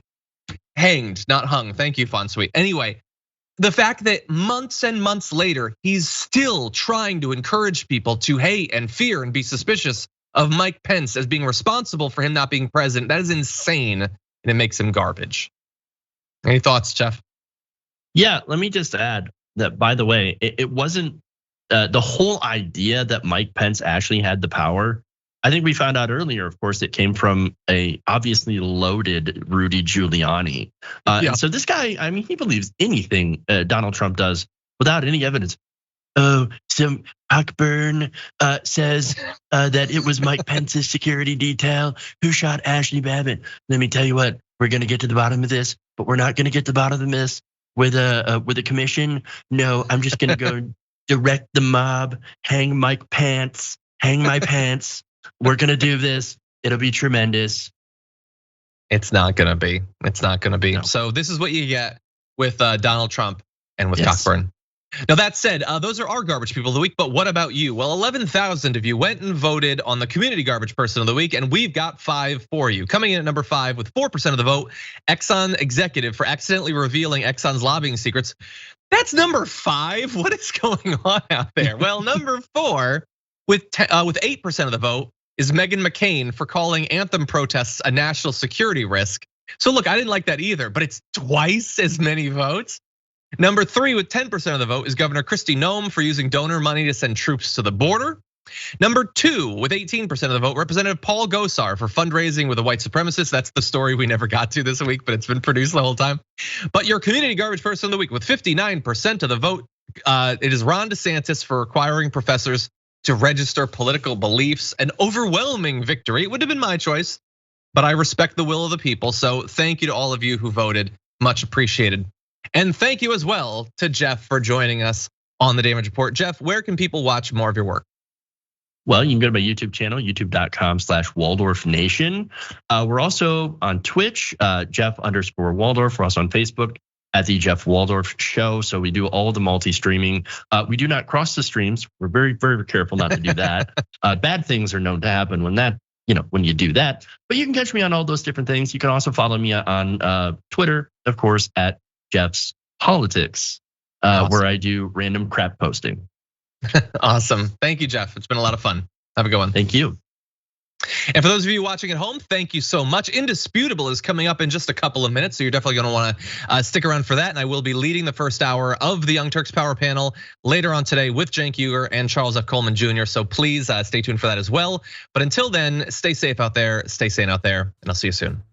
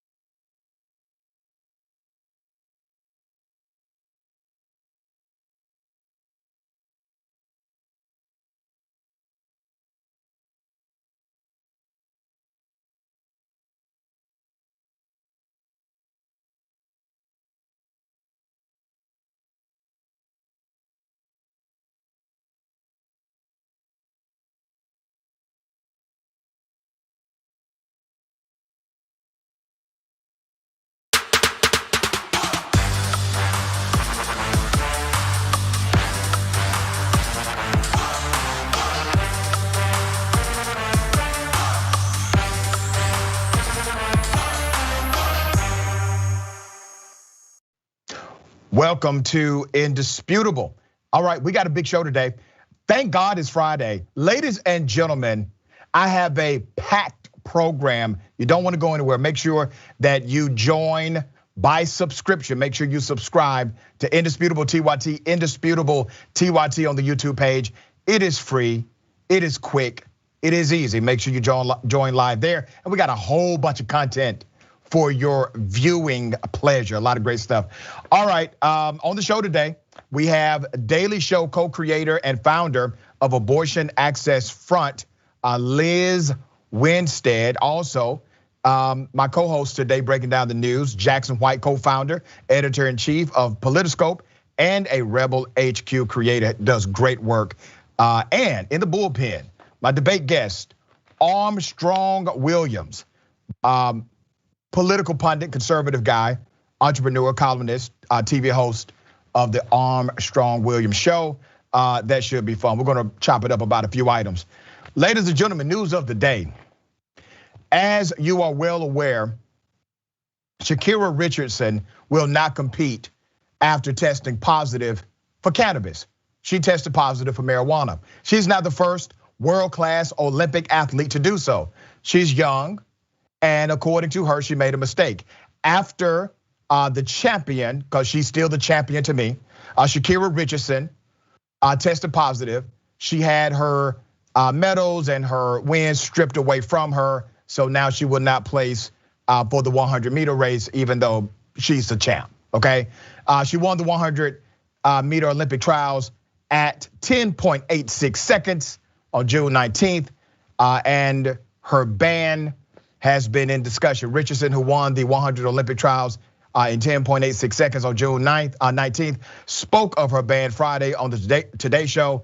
She tested positive at the Olympic trials, and her result is erased. Fourth place finisher Gianna Prandini is expected to get Richardson's spot in the 100. Okay,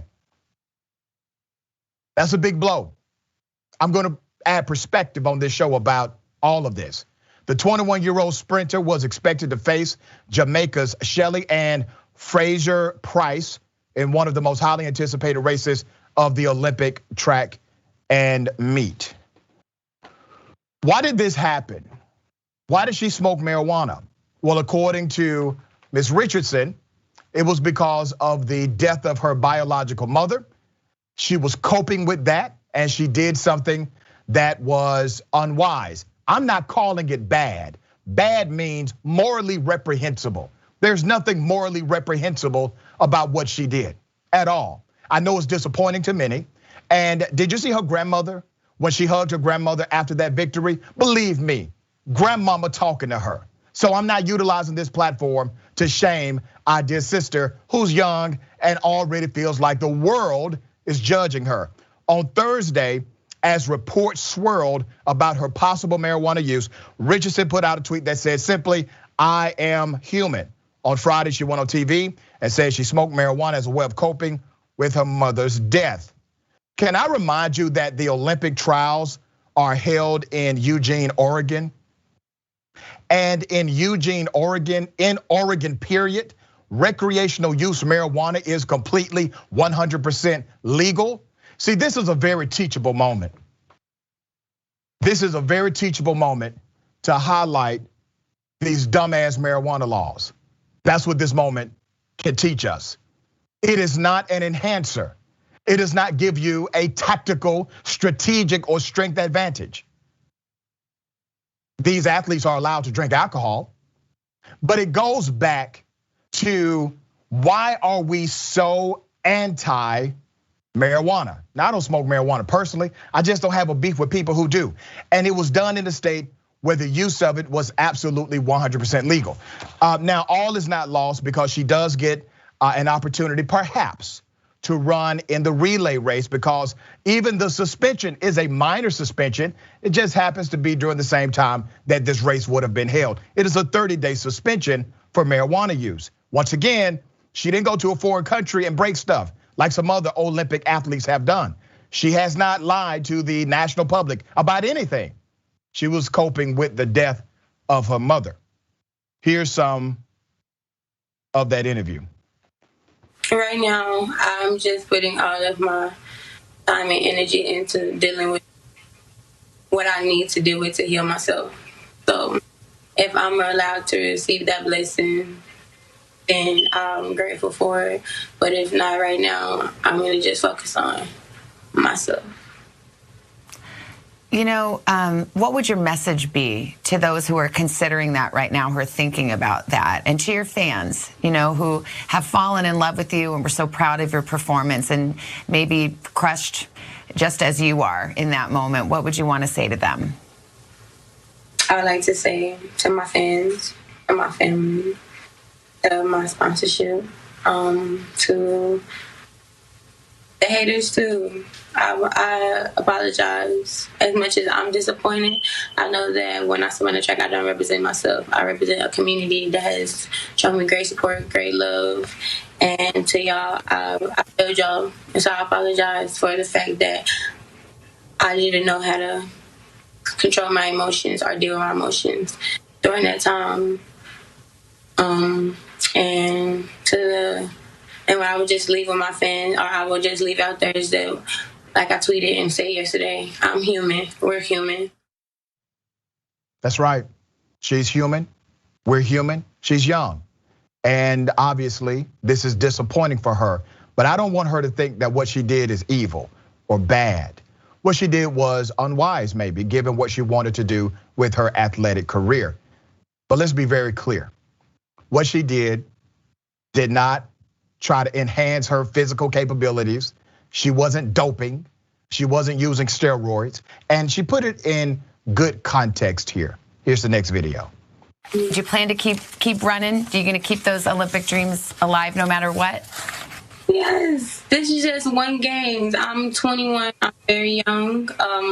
Unlike most, I have plenty of games left in me to compete in. And I have plenty of talent that backs me up because everything I do comes from me naturally. No steroid, no anything. This incident was about marijuana. So after my sanction is up, I'll be back and able to compete.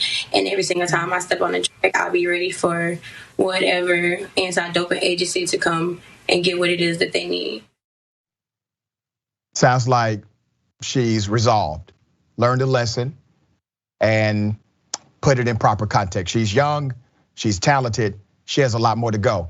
But let's not act as if people aren't celebrating this, because before any of this happened, they called her ghetto. They talked about her hair. They talked about her eyebrows. They talked about her vernacular. So keep on keeping on, sister. We got your back over here. To talk more about this and some other things, I have Jackson White. Jackson White, co-founder and editor-in-chief of Politiscope and a Rebel HQ contributor. Thank you for being on the program. How are you? Great to be here. I'm all right, man. I'm doing as good as I can, like everybody else. Amen to that, brother. Appreciate you having me today. Glad to have you on Indisputable. I want you to give us some insight to this situation, in your opinion. So I think it's important to highlight one of the things that you actually pointed out, which was that in the state of Oregon, it's completely legal. Actually, there's only 5 states where it's completely illegal, which is Idaho, Wyoming, Kansas, Tennessee, and South Carolina. According to some of the latest Pew Research data, only 8% of American adults want it completely illegal. There's a net 91% of Americans that want it legalized, mixed between recreational and medicinal purposes. And yet and still, we're seeing cultural implications to where a woman who's perhaps the most deserving of competition can't compete. She's not able to be in the games where she likely would have either won or come very close to winning. She's 21 years old, and luckily she's strong, as we can see from her resolve, as you pointed out.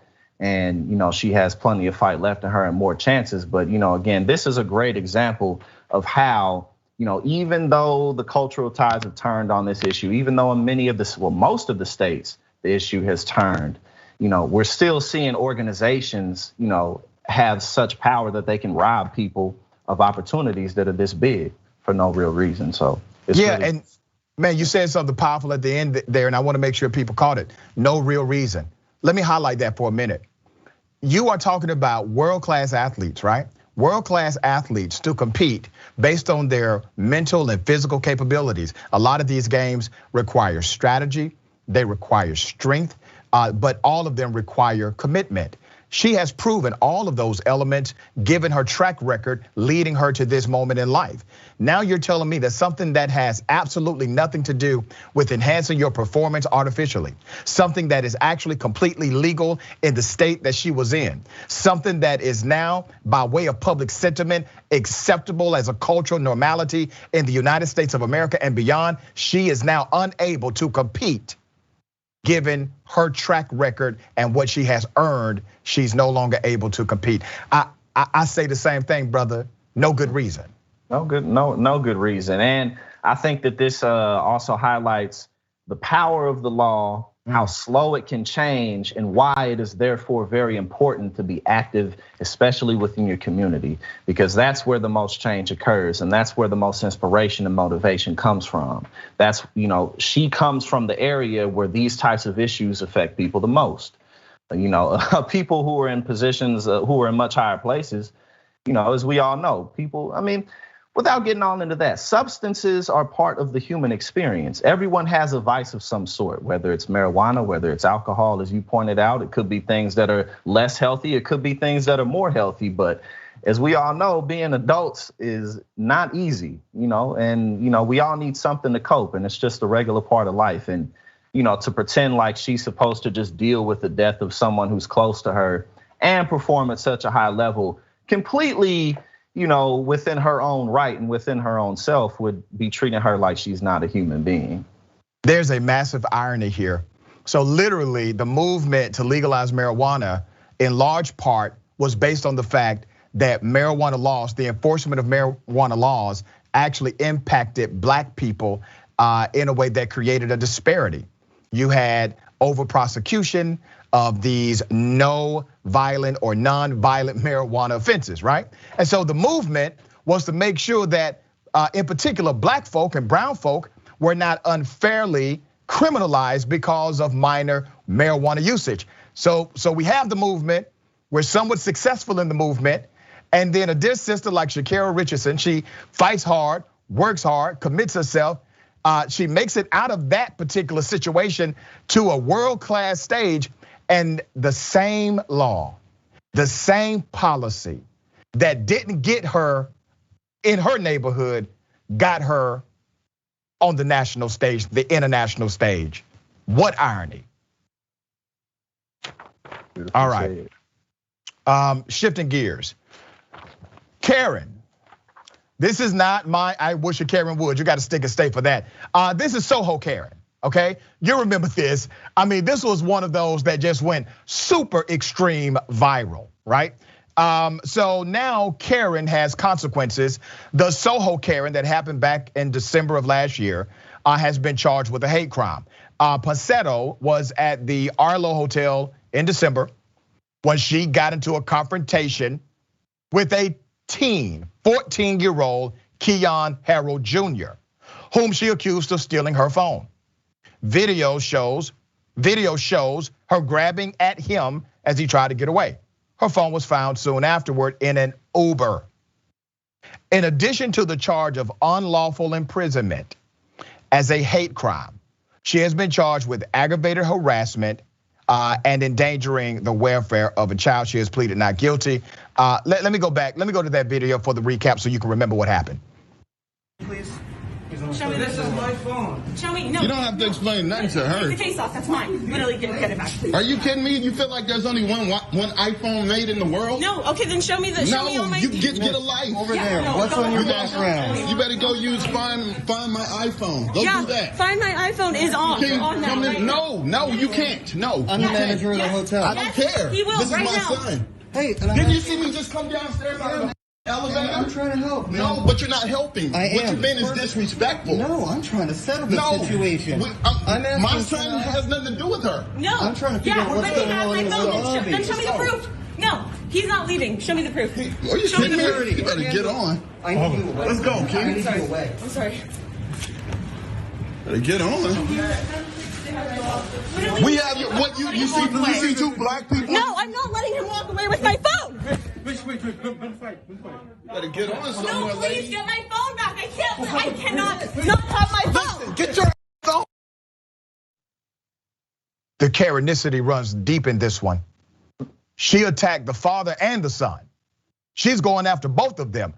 Once again, don't come at me with these women are afraid of black men. I have not seen a Karen yet fearful of a black man, okay? Not one time. I don't think she's learned from her incident and aggression and criminality because she refused to take responsibility. Here's some of that to remind you.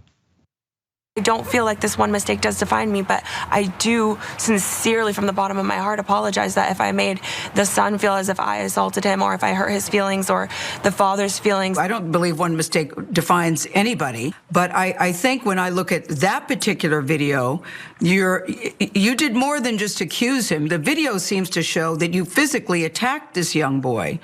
You do see that too, right? But at the end of the day, the dad did end up like slamming me to the ground and pulling my hair and throwing me and dragging me across the ground. So I will say that. Yeah, but I think, the video we saw, it looked like you had just attacked his son. Yeah, the footage shows me attacking his son. Of attacking him how? Yelling at him? Yes. Okay, I apologize. Can we move on? No, that's not what the video shows, ma'am. The video shows you physically attacking a 14-year-old child. That's what the video shows. It doesn't show you're attacking by way of argumentation. It shows that you are attacking by way of physicality. Once again, not taking responsibility. But then she got into this bratty back and forth with Gail. Here it is.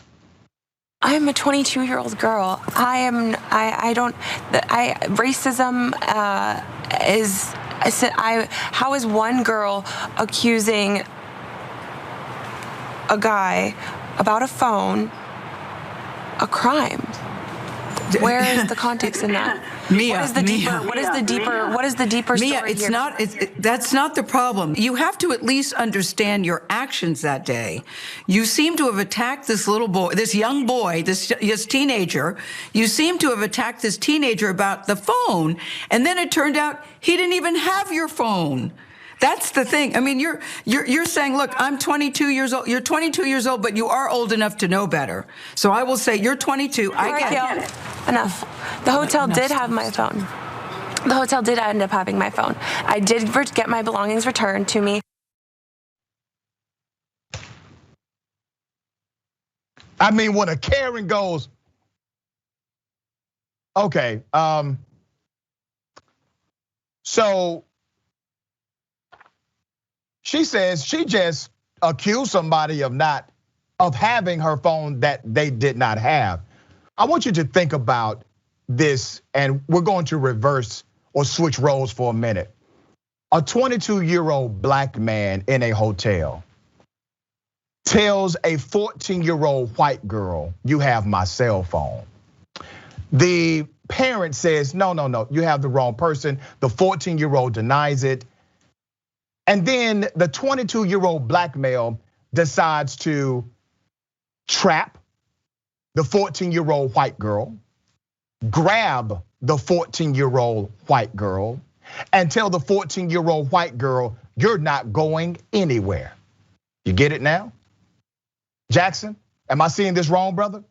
You're not seeing it wrong at all. And actually, while I was reading up on just the charges, I was thinking about how this is the same type of logic that goes into, for instance, stand your ground laws, where, based on my assumption and based on what I can end up saying is my assumption, I have the right to do whatever I want. I can put my hands on you, I can even shoot you. And then I have a defense later because I can say that I thought you were gonna do X, Y, and Z. And of course, the right-wing media is micromanaging the focus away from the fact that this woman was out of her mind. This young woman was tripping, just yelling all in public, screaming at people, putting her hands on this young boy. And like you said, if the roles were reversed, I mean, people would have flocked from all around to put their hands on him and to stop him. And there would have been no chance that anybody would have felt sorry for him. And I don't feel sorry for her. There's got to be some type of accountability, and she's getting it. Yeah, and I especially don't feel sorry for her when she obviously has not been able to actually understand what she did. I have a simple philosophy, Jackson, and I tell my college students this all the time. Everybody makes mistakes. Everybody has a bad day or two. Everybody. Nobody is immune from that. But if you fail to acknowledge what you have done, you can never expect someone to believe you have grown from it, because acknowledgement is required for transformation. And if you cannot acknowledge what you have done, you will never be able to actually embrace a transformed mindset. Absolutely, I 100% agree with that. As a 29-year-old man, I've had to learn many hard lessons that way. You can't fake it. You got to do what you got to do, and you got to be sincere. So, yeah, good stuff, man. Great comments. We got more on the other side. Stick and stay is indisputable.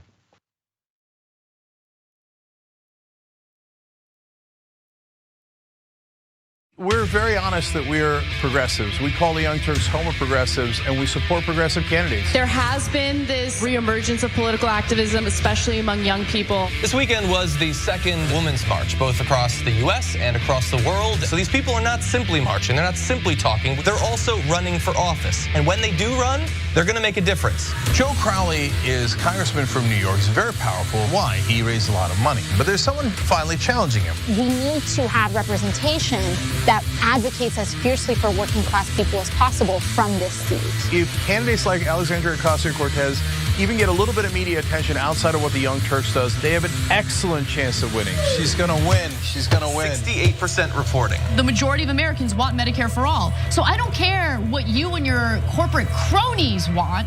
What I care about is what the American people want. We believe in total change. Everything runs on donor money. And that is what we will fight, and that is exactly why they don't like us. We're having fun, it's election night. Alexandria Ocasio-Cortez has defeated Joe Crowley. Here we go again. Ladies and gentlemen, we got him. Down goes Crowley. Down goes Crowley. Down goes Manafort.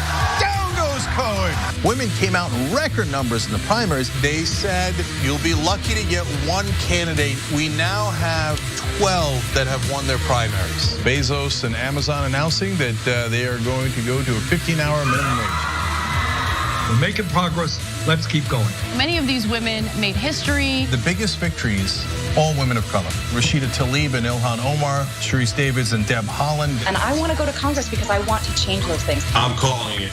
Jamal Bowman has won. Down goes Engel. Down goes Engel. For a long time, we have not had progressives in power. It's going to be something to behold.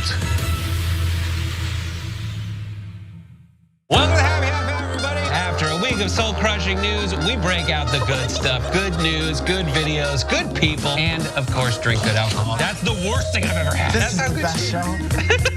Full disclosure, we did do a shot right before the show began. It says, let's look. Flamingo. Flamingo. The reason you had trouble with that word is it's not a word. Okay, this is the one of everything. I got a rash. Could I just put it on that to see if it'll take it off? What did you used to think this was? Bull piss. Drink it, swallow it, no. spit it. Oh, that's needed after a day like this. Cheers to Brett Ehrlich. Climax. Uranus smells like farts.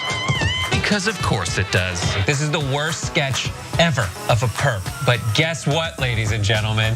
They found the guy. This is Sophie's super happy dog story of the week. This dog is so precious and deserves the world. I'm just not drinking that beer. Here's my dog.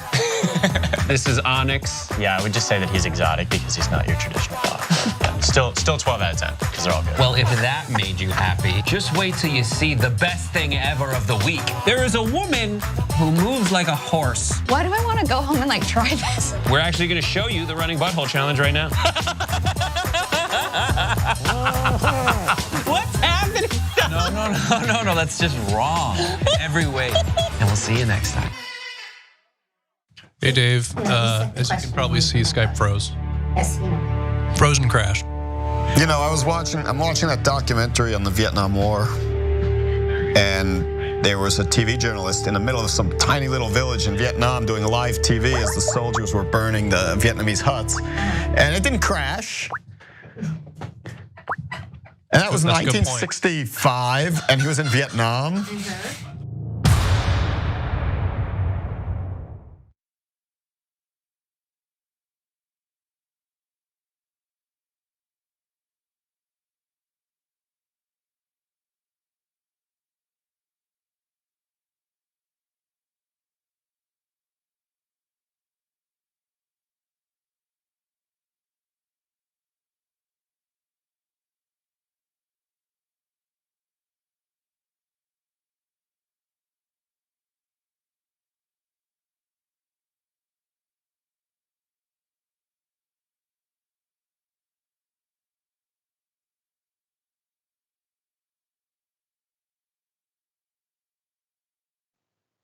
Welcome back to Indisputable. We got a lot of viewer comments. Let's get to it.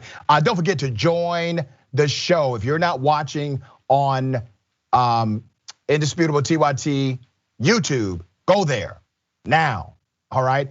And make sure you follow us and tag us on social media, Indisputable TYT. Good to have you. All right, TYT members, cognitive dissonance is a hell of a drug, says weed was originally big amongst Hispanics and was picked up by their black co-workers, so those in power criminalized it and haven't let the torch go out since. The drug war is inherently racist. It is, verifiably so, by the way. Next TYT reporter says, marijuana is only performance enhancing in a pie eating contest. Let's go to YouTube super chat. Thank you so much, Carrie Venus. Thank you for that. King T, 114,000 subscribers in less than a month, cause we appreciate you, Doc, and I appreciate you back. Made money in the building says, I will not be watching the Olympics this year. As a black competitive swimmer, I am hurt by their racist antics on the swim caps. F that. I still win my race though. There you go. That's the spirit. Ruth DG. Shakira, stand still or stand tall. You are a champ. She did nothing wrong. You're right. Iroquois Pliskin says, oh, Shakira, cough, cough, Michael Phelps, cough. Yeah. Gary Manes says, hey, Dr. Rashad, I love you and the way you think. Thanks for all you do. It is my pleasure. And thank you for all you do. Okay, let's get to Kevin Spina. I shouldn't love it, but I love the I wish a Karen would segment. I love it too. It's a guilty pleasure. Twitch, Granny Dragon. Maybe someone should start a petition for her. I think one is starting. I'm actually looking into it now. Soho Karen comment, Fasix killer? Fashic, I don't know. Help me out on that one. About time, I hated her interview that she gave after this incident. But you know why I liked the interview? Because she was authentic, she was herself. She doesn't typically measure the way she comes across. I like that about people. I like authentic people. And they don't have to necessarily be polished. And she'll get better with stuff like that in time. I still have Jackson White breaking down all of the info with me. Ladies and gentlemen, let me take you to Ohio. In Ohio, there's a police chief who thought it was a good idea and just hilarious to put KKK, Ku Klux Klan, on the back of some type of uniform on a desk inside of the precinct. Now this is a white police chief and he did this to a black cop. So I want you to see this footage. There's no sound to it because it's literally the footage inside of the precinct. So here's what you see. You see that yellow thing there? I want you to pay attention to that because something's about to happen. Here's the chief. What he's putting on that yellow garment is a Ku Klux Klan, Ku Klux Klan sign, a KKK sign. That's what he's doing. Now he's put it on there, I think he may have taped it on. And here's the officer's desk, and he kind of chuckles about it. And he looks at it, chief comes out. He makes some kind of joke, hey, what, you gonna fire me now? Whatever he said, whatever goofy thing he said. But this was funny to the police chief. This was in Sheffield Lake, Ohio. Police Chief Anthony Campo has now resigned after this KKK incident on a black officer's desk. This happened last Friday. This was captured by surveillance video inside of the department's booking area. The black officer started working for the department 9 months ago. Campo told the mayor that the note was just a prank, not a big deal. He thought it was a joke. How can you possibly think that you could put something on somebody's jacket like that, and especially if they were African American, and think it is a joke? This is the most egregious and offensive thing you could possibly do, and it's embarrassing and disgusting. Yes, that comes from the sheriff. There was a complaint that followed afterward. Sheffield Lake Law Director David Graves brought the incident to Bring's attention, who's the sheriff, Tuesday, and characterized it to the mayor as really serious. The union that represents the police brought a harassment complaint to Graves' office. Bring went straight to Campo's office after learning about the incident. This is how Campo reacted to the news. I came into the chief's office and he's standing there with a smile on his face. Bring said, he goes, so am I fired? Campo then announced he wanted to resign effective immediately, used his computer to type his resignation letter, and left. Yeah, he's gonna be able, it looks like he may be able to preserve his retirement benefits. This is just insane, but let me remind you of something. And here's the bigger issue. The bigger issue is that person is in charge of other police, completely disconnected, completely insensitive to the reality of racism inside of policing, to where he's willing to put a KKK sign on a black officer's desk. But there was something else that I reminded of when it comes to insensitivity. There was a white cop that pulled over a white woman. And when the white woman said, listen, I don't want to move my hands because I want to make sure everything's okay. He tells the white woman, oh, don't you know, we only kill black people. Here it is. The video shows a Cobb County, Georgia police officer talking to a woman in a car he pulled over on a traffic stop. She's unwilling to move her hands, afraid, she says, of getting shot, and he tells her, don't worry. But you're not black. Remember, we only kill black people. Yeah, we only kill black people, right? All the videos you've seen, have you seen any white people get killed? See, the problem is because they think it's a joke, it's never taken seriously, and there is no remedy in the culture of law enforcement. That is the problem. They laugh at it rather than analyze it to be better. Jackson, what are your thoughts? Well, actually, my favorite part of the whole video was how the brother came in and laughed at it. Because even though the overall situation isn't funny, it shows how inadequate these people really are in real life, such that all of their actions derive from that general sense of insecurity and inadequacy. This guy who's supposed to be a member of the superior race, as he waddles in and puts this sign on this jacket like a 12 or a 13-year-old. Like he's not a full-grown adult, like he doesn't understand right and wrong, like he doesn't understand professionalism or the implications of his actions. And and as you were saying, such that a guy pulls over a woman, he says, we only kill black people. Are you joking? Are you not joking? The data reveals that more or less, more so than not. So I just, stories like this to me just reveal how these people shouldn't be taken seriously. The issue should be taken seriously, but we need to be stronger than them. And I think we can be. Yeah, and I got some words for the black officer. And I thought about this because I don't want to make him a villain in this story because he's really a victim in this story. But when he came back and he chuckled at it, let me be very real about what that is. He didn't like it. He didn't enjoy it. But he's in a system to where he feels compelled to figure out how to desperately fit in. And so his response was to chuckle. Now later, there was obviously an actual complaint. This became a big deal, and it's still a big deal. Even right now, it's a big deal. But that one part where you're not comfortable enough to say, you see this right here, Chief? Now this here gotta stop. Now you either give me an apology now, or we're gonna have some problems. See, that should have been the response immediately, right? Or an immediate complaint filed. But he had to think about it because of the culture that he existed. He doesn't exist in the culture of justice. They just say that. He doesn't exist in the culture of law and order. They just promote that. He doesn't exist in a culture that believes right is right and wrong is wrong. He exists inside of a clique. I'm from Glenwood Road. We would call that a gang. And when the gang leader does something, you don't say anything about it. And the chief was the gang leader. Let's call it what it is. And he was in this predicament. But eventually it comes out and it got exposed, and the chief has resigned.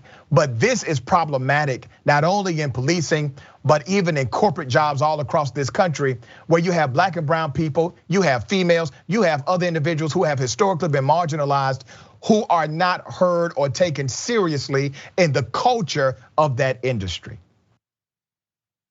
Absolutely agreed, and definitely appreciate that additional perspective, because it wasn't just as hollow as him laughing at it like this dude. But again, as you said, it really transpires into just the corporate world and how we have to conform and we have to be more like instead of being ourselves, which takes away our authenticity and our ability to really provide change in any type of environment. So, yeah. Well said. You know, the idea from day one was never to become a melting pot. That wasn't their real idea.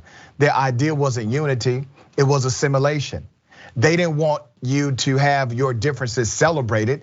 They wanted your differences to evaporate and you to become what they are. You are independent, that's a problem. You are bold and aggressive with what you believe, that's a problem, because that is antithetical to being assimilated.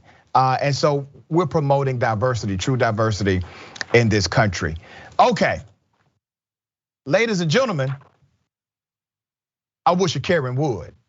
You want to call the police on them for having a barbecue on a Sunday. I feel free! Back off! I'm going to tell them there's an African-American man threatening my life. Karen goes international. You know what we do. We highlight the Karens of the world. You know why? Because Karens are dangerous.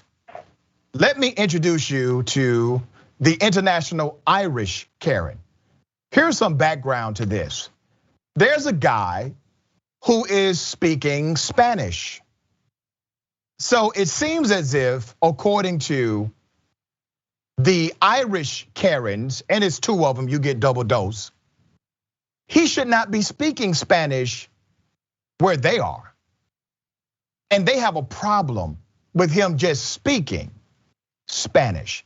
Karenism is not limited to the United States. Here's the Karen confronting the man about having the audacity to speak Spanish. Keep talking. Keep talking. Keep talking, you're being paid for. I'm paying taxes here. Are you paying taxes? I'm paying my rent, I pay my student. Why are you trying to like me? Because you're a big immigrant, you don't belong here. No, I don't belong. Yeah, so why you don't belong here? But what's your problem with that? Because you're an immigrant and you were born in a different country. But why? I'm not stealing nothing.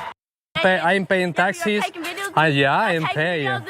What do you think about that? What's your problem? What's your problem? What's your problem? Yeah, tell me. What's your problem? You tell me. Yeah, what's your problem? I'm paying taxes. Yeah. What's your problem? What's your problem? What's your problem? Bueno, ustedes las vieron, chicos. Yo soy mexicano. Okay, let me point out the second Karen that approached it. Horrible fail by putting your hand like here, trying to hide yourself. We can see it all. We saw everything. Okay, horrible fail. Yeah, it doesn't work. Interesting. Do we have the part where the Mexican guy talks about what happened, just briefly?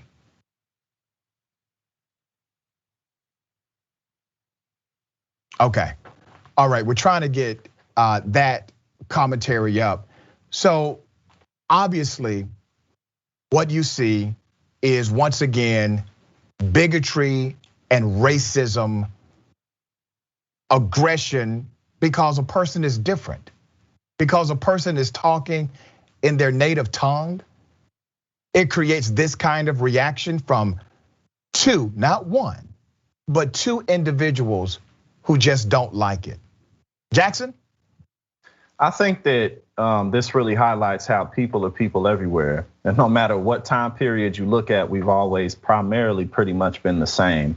And how this is a result of lack of knowledge and just lack of experience, and how dangerous that can be within us, such that, as you pointed out, just hearing another language can trigger you to such a point that you're just impulsive without a plan, walking up to, what will come of walking up to someone and screaming at them and telling them to leave and putting your hand on? Are they just gonna disappear? Are they gonna move out of the country because of that? And again, ultimately, it just highlights the just general insecurity that comes along with being in that type of mindset. Such as someone who speaks 2 languages instead of 1, you look and think they're less than you. You look and you believe that they shouldn't be here, that they don't belong, that they don't have a place, and they threaten your place within where you believe is home. So, it's just ridiculous and not a problem that's unique to America. It's a human problem that, has to be combated against worldwide. Yeah, well said, man, very well said. And the guy at the end of the video, he basically says, listen, I'm Mexican and we shouldn't have to put up with stuff like this. And I completely concur and agree with that brother 100%. Let me talk about a sheriff's sergeant, because I guess this is a new thing that police officers are doing. So this is in Alameda County, California.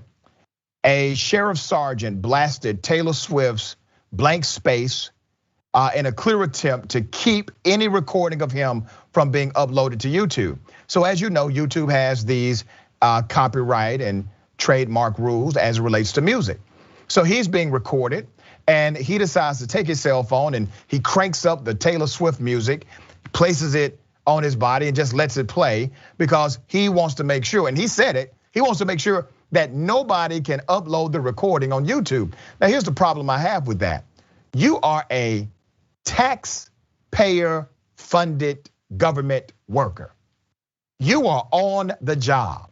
If you are doing your job, you should be completely okay with somebody in the public legally recording you doing your job so well, because you would be a great benefit to the narrative that says there are good police in the world if you're doing good policing. But instead you have now employed this particular tactic. Let me go to the parts that we can go to. Concern that you have that someone's gonna trip on this man. You can't keep Let's go back to the beginning. It was on the walls, right? And you moved it from the walls. Now you put it here. I'm just trying to. What is the difference? And it works. It actually works, because when he turned the music on, which was just now, I can't even play it on my damn show. So it does work. So when the audio was cut, here's what happened. Sheriff Sergeant begins playing Taylor Swift from his cell phone. James, who's the dude you see, says, so you're saying we should put it back on the wall, referencing the banner. The sergeant says, what is the difference? James then comes back and says he can't ignore the fact Taylor Swift, T Swift, is playing right now. Are we having a dance party right now? The sergeant says, no, sir. Rebecca, she's the one recording. Are you playing pop music to drown out the conversation? The sergeant says, no. James says, he doesn't want you recording, so he's playing music in the background. Rebecca says, why? Why do you have to hide? The deputy says, you can record all you, I just know it can't be posted to YouTube. There's a lot of back and forth with this.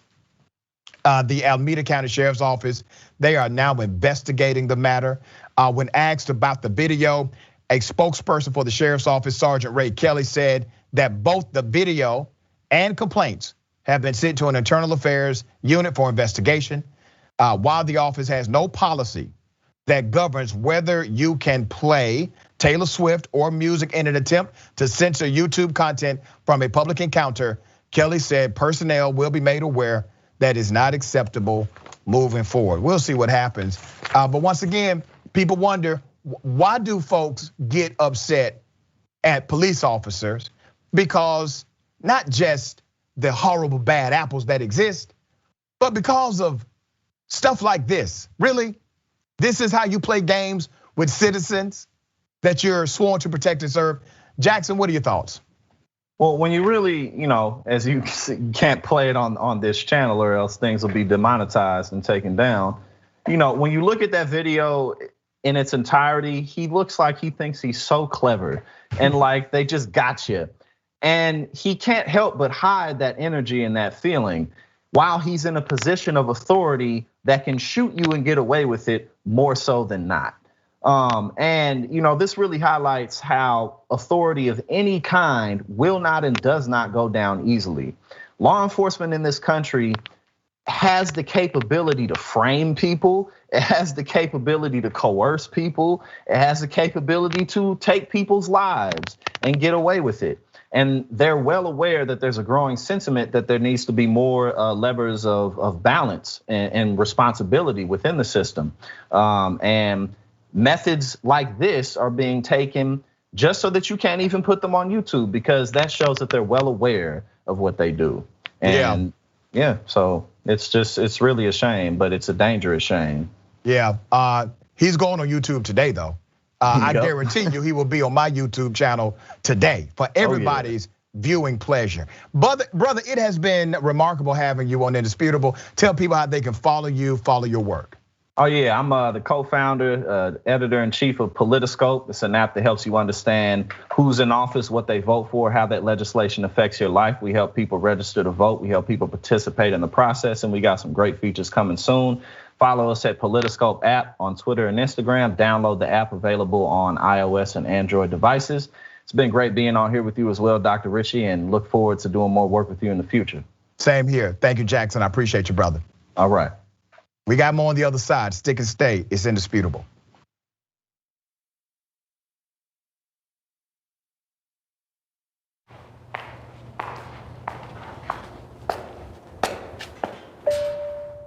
Can you name the representative of your district? The representative of my district, oof. I have no idea. I actually don't know who the representative of my district is. Do you know what the corporate tax rate is? I think it's pretty high. I should know this. Like in between 20, 25%. I don't know. How many amendments are in the US Constitution? Oh no. This brings me back to grade school. I should know this because I was a history major, but I do not remember. I don't know that. I don't know. I don't know. I have no clue. Nope. I don't know the answer to that one. You don't know? I didn't know. It's time to change that. We live in the best country in the world. We live in the most powerful country in the world. We love our American freedom, but only half of us take part in the political process. Only half of us vote. We don't fulfill our duties as US citizens to make this country a better place. It's time that we use our voices as a team, as a country, to become better. We will stand up. We will be empowered. We will stay educated and informed about politics every single day, because it's our responsibility. And Politiscope just made it easy for you. So join me, join us, and let's be Americans.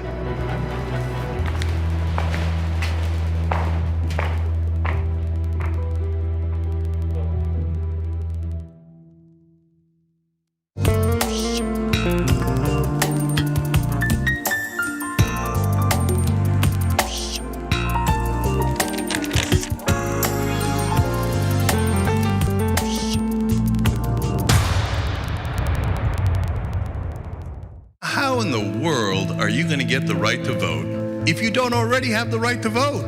That's impossible. Reason they tell you things are impossible is because they don't want you to try. It only took 7 years for that to get an amendment to get a right to vote. Does this result in millions upon millions of Americans losing their coverage? And we've been waiting to find out, and now we know, yes, it will cut millions. Public education was supposed to be the way to equalize everyone regardless of their socioeconomic status. But if you come from a family that's poor, how are you going to afford grade school for your kids? This fight is about fairness and morality. It's about the American values. You think that black people all across the country, in every city, were all lying when they said the police abuse us and the police kill us when they should? No, of course they weren't lying. Yes, it does happen. Yes, they do get targeted more. Why are we going to put immigrants in prison for 5 years, which American taxpayers have to pay for if we're so concerned with immigrants using up our so-called resources. We're gonna do both. We're gonna fight Trump and we're gonna fight the establishment. It's not that hard. Yes, you can do both at the same time. Go tell them.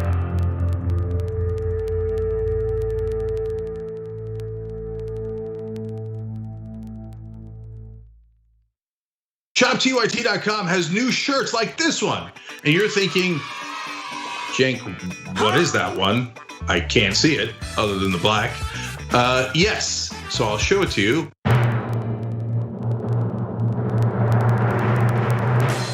If you can read this, you're not practicing social distancing. Yes! Now, you were practicing social distancing. This is over video.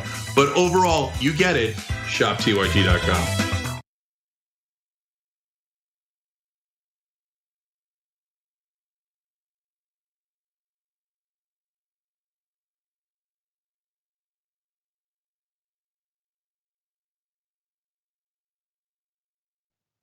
Welcome back to Indisputable. Let me read some of these viewer comments. We got a lot of them. I can't get to all of them. Make sure you follow us on social media, Indisputable TYT.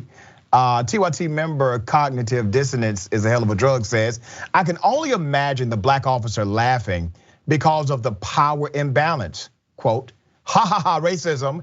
And you seem to think it's funny, so I better laugh so I can keep my job. Exactly. YouTube super chat. Magdalene Moon says, does Irish Karen not remember what the British did to them? Preach, Dr. Richie. Hashtag one love. One love back to you. Excellent point. Lilu Dragonfly, thank you for that. King T says, hit him, Doc. Racism is all around the world, like Shock G would say. That's right. Twitter. Rob Lobster 120. The fact that makes me queasy is the sheer amount of Karens in the world that we can see a new video every single day. Yep, that's the point. Ladies and gentlemen,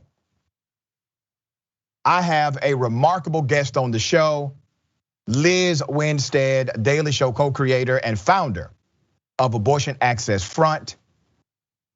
Welcome to Indisputable. Thanks for having me. I'm so glad you're on the show. The first thing I have to ask you about is this Daily Show. No, not the Karens. We can do that next show. We got loads of time for that, believe me. But the Daily reunion, the Daily Show reunion, that's hot. Tell us about that. So it's the 25th anniversary of the Daily Show, which blows my mind. And when I was talking to my co-creator, Madeline Smithberg, who one of the things we lament about often is most folks don't know that two women created the Daily Show. Most folks don't know that the Daily Show was launched 3 years before Jon Stewart took it over. And so we thought, to celebrate these 25 years, Madeline and I are getting together the original correspondence, and we're gonna show some clips. We're gonna have this conversation because we're the only folks who can actually tell the story of how this insane show got on the air and what we had to go through, and this ragtag cast of people that we had, small staff, no money. I mean, cable was the Wild West back then, right? And so a lot of creative folks were like, well, we have the options of going into network television and making a bunch of money and selling our souls to the advertisers, or you could go into cable realizing that you'd make less, but you'd have more creative freedom. That's certainly changed now, but it really did allow us to set the foundation for a show that lasts 25 years that has done more, I think, to expose the hypocrisy of corporations, politicians, and the media itself than maybe anything else. Hands down, I agree with that sentiment 100%. When did it become this beautiful combination of politics, comedy, satire, delivered with 100% authenticity? When did that happen? I think that part of it happened at the beginning because I had been somebody who had been a student of the media. I started kind of out as a regular stand-up comic, right? And I was doing observational humor, always had some politics, didn't really bring it to the stage. But when that first Gulf War happened in 1991, and I watched, CNN was the only network on at the time, only cable network, and I watched them all of a sudden have a theme song, all of a sudden have like, hot correspondence replacing like the old guard graphics. And I remember watching the first night of the Gulf War, I was at a bar, and I remember thinking to myself, are they reporting on a war or trying to sell me a war? And so from that point on, I became somebody who profoundly watched the media buy into all of it and wanted to from the beginning, and said to the network, the show itself and the media itself has to be a character. And they said, go for it. And so then we just followed the trends in media. And what was really interesting was when we launched, there was just CNN. It was July of 1996. At the end of July, MSNBC launched, and in October, Fox launched. So then we were just following a whole bunch of media sludge without a whole bunch of planning on how you were gonna actually be good at having a 24-hour media channels. So we just followed it along and satirized it all along the way. Amazing, remarkable. I know we only have a few minutes, so I gotta get to Abortion Access Front. Something near and dear to your heart. Tell viewers what that's about. So this amazing show is benefiting this organization, and Abortion Access Front is a nonprofit started by activists, comedians, artists, writers, people in the entertainment industry who wanted to take the issue of access to abortion, abortion health rights and justice, and center it because it is the most over-legislated thing that's happening in America today and the most underreported. And so we wanted to create an organization that both does the media's job and then also does some care for patients and providers and the activists who are working to preserve this right. Remarkable, good stuff. For those who would like to join into the festivity of this reunion, how can we do so? So easy, you go to rushtix.com, and that's TIX, so it's rushtix.com. It's where the show is gonna stream, and it's where you can get all the tickets and all the information. July 19th. Beautiful. How can people follow you? Follow me all over the socials at Liz Winstead. I spell my name with 2 Z's, and you can follow our work at Abortion Access Front at Access Front. Liz, it has been a pleasure having you on Indisputable. And let me say this, I speak collectively for so many people. Thank you for bringing us one of the great American joys, The Daily Show. Thank you. Absolutely. All right, we got more on the other side. It's Indisputable. Stick and stay for the bullpen with Armstrong. That's coming up next.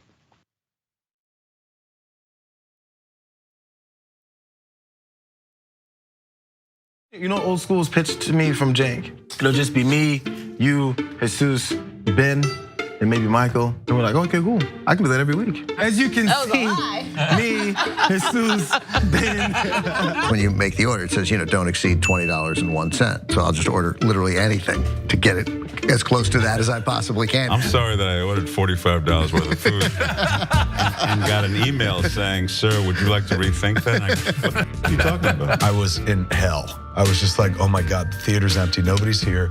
Everyone on screen keeps fucking cursing. Why did I let this happen? And the whole thing looks like it was shot through a glass of milk. My mom's gonna be so mad. If you're looking for a heart attack, the short way, baby. Wrong, I did put mayonnaise on it. I'm the most in shape, overweight person you'll find. That's right. He was like, why didn't you answer my call? I called you 39 times. Yuck. But what makes you stop right before 40? What makes you say, nah, man, I ain't doing that no more. I'm cool. And I called you back on the air. And I was like, okay, Kevin Smith, big shot. What the you said you'd come on and you didn't come on. I'm sure I took that very well. Yeah, you did. You called me back the next day and said, I thought it was 7 a.m. And there's now deep fake porn. I don't know if you guys have heard of this. Heard of it? I just had some in the car. I'll tell you who I'm not f***ing, Ben Mankiewicz. Have you guys ever felt that? Not ever. And now it's just the three of us. This is the intimate hour. By the way, the last half hour of this, we're not even rolling. Fair enough. Easily. See, I watch movies. I'm done with both of you.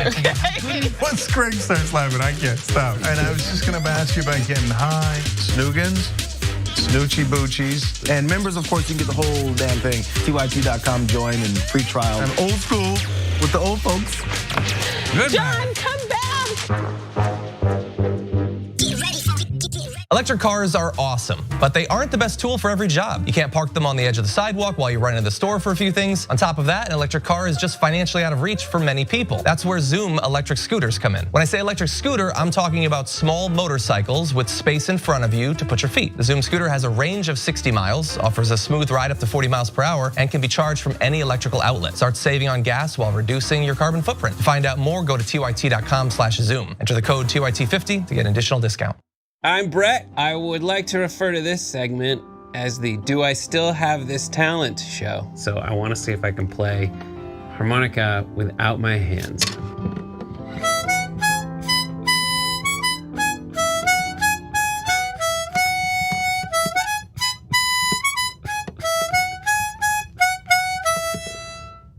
I don't know why I have that. Nothing's gonna be more impressive than that. I can also spin a basketball on my finger.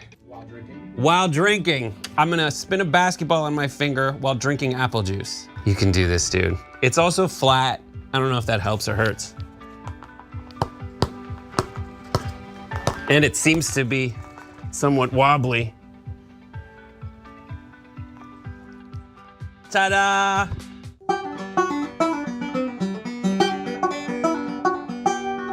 Nope, I don't know how to do this one. This one's a fail. Nope. Oh God, I'm so mad. Our community faces a never-before-seen public health and economic crisis. Businesses are calling Levin Papantonia with their legal questions regarding COVID-19. You've asked and we've answered. If you're a business owner and have suffered financial loss or closure from COVID-19 and have questions regarding your insurance policy, call us for a free consultation. Some policies may provide coverage for lost profits and earnings. Stay safe, and together we'll get through this.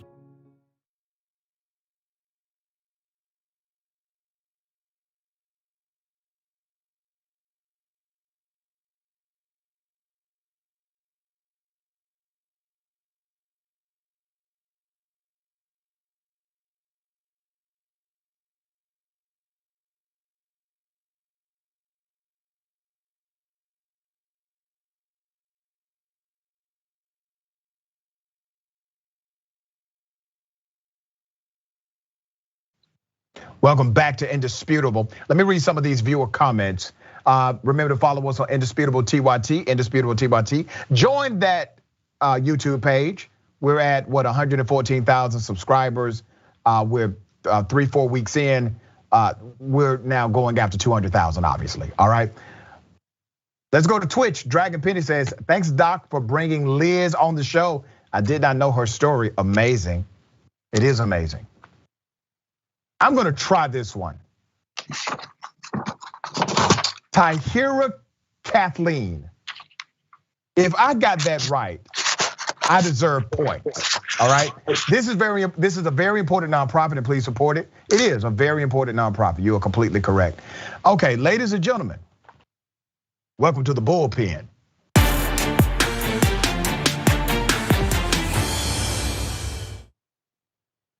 In the bullpen today, I have Armstrong Williams, political pundit, entrepreneur, columnist, TV host of the Armstrong Williams Show. He's been in the game a long time. Mr. Williams, welcome to Indisputable. My pleasure. Let's get right into it. I want to talk about voting rights and voting access. Obviously, you are well aware of what's happening with government policy, state laws in reference to voter rights or voter restriction. Most of these new policies have been introduced by way of the big lie. That's the premise for much of it. So do you believe that Donald Trump had the election stolen? I don't want to presume anything. Do you believe he got beat or had the election stolen? He lost. Okay, and the legislation that has been promoted by those in the Republican Party based on the false pretense that there was somehow some malfeasance in the election. What are your thoughts about that? Well, you're always having debate on reform election laws. That debate took place when Al Gore lost to Bush. It took place when Mrs. Clinton lost. I mean, you're going to always have questionable balance, questionable issues when it comes to the elections, where the integrity and the credibility is questioned. But overall, I think the American voting system is overall pretty good, and very few people are denied the basic right to vote, and that their vote count. Anytime you have an election that is very close, like the two aforementioned, and then President Trump, the difference is that former Vice President Al Gore could have prolonged and had a protracted process, even after the Supreme Court's decision. But he decided to become a statesman and do the honorable thing, accept his loss, and hopefully that the system would be improved in the future, and it was. The same with Mrs. Clinton. They wanted her to stand her ground, not back down, not concede. And she said, for the good of the country, I'm gonna concede so this country can heal and we can move on and continue to be that example of democracy. The president, the former president of the United States, former President Donald Trump, was quite different. He whipped the country into a frenzy even before the election, setting the dynamic in place, saying, if I don't win, it's because of the flawed election system in Wisconsin and Michigan and Pennsylvania and Florida and Arizona and Nevada and these other key battleground states. You're always gonna find some malfeasance with the election. That's just gonna always happen. What should have happened was, and I give Mitch McConnell credit, he waited until the Electoral College made their ruling around December 7th before he said this was over. Joe Biden is the president of the United States, but former President Donald Trump is just a different kind of person. He did not want to concede. He felt that he was bigger than the process himself. He allowed his voters to allow this to be dragged out with lawyers to make them believe that in places like Georgia and other places that there's this process and to steal the election and overturn the will of the people. And what was more unfortunate about this is that he had Republicans in the Senate and in the House who did not have the backbone and to stand up and say, Mr. President, we cannot continue this long protracted process where we continue this, where people feel disenfranchised. And then you had what happened on January 6th at the Capitol. And so he just was not a big person where he was able to concede and take the loss and say, listen, I've lost this election, let me move on and build a party and build the country in a different way.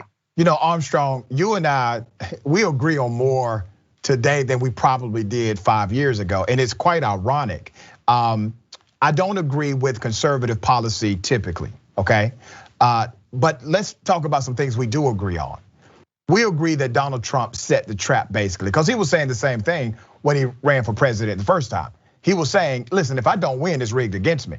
And then he utilized the same methodology in his reelection bid. He said, oh, if I don't win, that means that they cheated, it's rigged against me. So he was willing to be this guy from day one. Why do you think he was able to fundamentally transform the Republican Party in one term, being one man? Well, listen, you have to, the interesting thing, Dr. Ritchie, is that Donald Trump has always been the same person who ran for president of the United States. I mean, there was nothing about him that ever changed. I mean, you could never call him a hypocrite. But let me ask you this, did you expect it to? Because some people thought, okay, he's putting up an act and he's gonna become more presidential. Remember that terminology? There was a, can he be presidential, can he be presidential? And so, and he actually, during the campaign, he did some things that were presidential like, and he didn't really like it. And the sign in his campaign office was, let Trump be Trump. Everybody who worked for him had to first see that sign and agree to it, let Trump be Trump. Did you expect him to pivot in any way, or did you expect him to govern precisely like he campaigned? Well, listen, let me just say this. Obviously, I've known the former president for quite some time. I still have respect for him. I felt he did a lot of good for the country, for the economy, even foreign policy. There are a lot of things I respected about him. But the Trump that you speak of that gave you hope was the Trump that was on teleprompter when it was scripted. Right. That Trump was not who Donald Trump really was. And if there was a singular theme, Dr. Ritchie, for the Donald Trump presidency, it was this tendency for his supporters and his critics to judge it on the character and behavior and the personality and the tweets of the president, and not the substance and the impact of his policies. And so as such, more people were caught up in the personality and the wild stuff he says, referring to them as SOBs, and the things that he would say that would just make you want to just say, oh my God, this is not presidential. This is not what we expect from the president of the United States. But this is who he always was. And so I've always believed, now if he were probably in his 30s and 40s, there's a possibility that people can transform and change. It's very difficult to change someone who's over 60 years old, and particularly when they become 70. I mean, look at your grandparents and your great-grandparents. People are set in their ways. It's just not gonna happen. And for the media to set up the dynamics that this is a possibility for Donald Trump was another disturbance. He couldn't change, and he's still the same person now, even though the Southern District of New York only filed charges as it related to the Trump organization, the Turks. They did not go after his family. They did not go after him. And he's still using this as a victory lap to somehow to further his narrative that the elections were stolen. He doesn't even have the humility or the capacity to say, you know what? Maybe I did contribute to some of what happened to me. Maybe I should take responsibility and do what's better for the country. And man, come on, never. He would never do that. So here's the thing, brother. What in the hell are y'all going to do? And let me put it this way. Let me put some context here. Because I actually want the Republican Party to get it together. Let me tell you why I want you to get it together, the conservative movement. It's needed. Because when you have a party that's so far out there now, where the conspiracy theorists, the QAnon folks, the insurrectionists are controlling the leadership class. They're not just controlling a segment inside of the Republican Party. They're controlling the leadership class to where the leadership class is afraid to come out against the obvious lies and the rhetoric, etc. When that happens, the Democrats, in particular the corporate Democrats, they will become so attractive to the average voter that they will start taking votes for granted even more, because there's no other game in town, brother. There's no game in town whatsoever. So that is problematic in the system of democracy, to not have the common push and pull of individuals fighting for process and policy. That's the risk. I'm gonna push back on you, Doctor. Okay. Let me push back on you. Mitch McConnell, Senate Minority Leader Mitch McConnell has been unapologetic, unafraid, and has shown nothing but backbone to push back on Donald Trump and his narrative. No, sir. Yes. I will respond when you finish, brother. And Liz Cheney, the daughter of former Vice President Dick Cheney, she's pushed back. She has for sure. Yes. Faltered when it came to this January 6th commission. But you only had two. You only had two that voted for it, brothers. Only two Republicans. Those are two very important voices in the Republican Party. And yes, they're not enough. But listen, Mitch McConnell has. I mean, look at the kinds of things that Donald Trump says about Mitch McConnell. Look at the kinds of things he says about Liz Cheney. Even Bill Barr in his most recent book I'm reading now said that Donald Trump's push on election fraud was BS.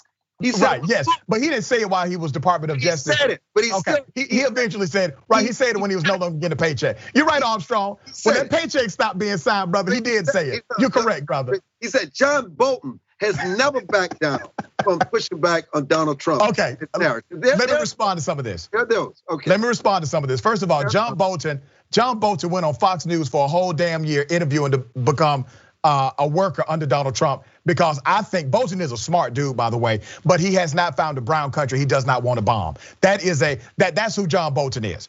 Bolton went on Fox News, became a contributor there for about a year, basically promoting himself to become an official with the Trump administration. He got the job. I think he knew from day one Trump was not a true believer in anything. I think he knew from day one Trump is not the real conservative guy, that he's corrupt at heart, that he believes he's bigger than democracy. But Bolton had a master plan. What was that master plan? Bolton is now a real multimillionaire, not a single-digit millionaire. He's a real multimillionaire because he went there, did the job, worked, and wrote a book it comes out, he gets an insane advance, and I think he planned it from day one. Let's talk about Mitch McConnell, because I can't let you just say that statement about McConnell without rebuttal. McConnell is the same cat, and I don't understand how McConnell defies medical science, because he literally stands up with no backbone every day. Mitch McConnell is the guy who said, okay, the blood is on your hands, Mr. President. I mean, when Mitch McConnell said that, I'm looking back like, damn, I wish he would have had this kind of courage when Trump still had real power. But he didn't. Now, even though he said that, he then backed away from supporting the impeachment. And remember, brother, the impeachment is because Trump deserves it. He deserves, as crazy as he was as president, he deserves the history books to say, you got impeached twice. He deserves that. Would you not agree? The process is what it is. But here's the thing that you're neglecting, Dr. Ritchie. Impeachment is a political tool. It is, yes. It's not a prosecutorial tool, that's right. It's a political one. And there were Republicans and Democrats who are so afraid and disgusted with Donald Trump and the power that he has, wanted to make sure that he had no chance of running for president again in 2024.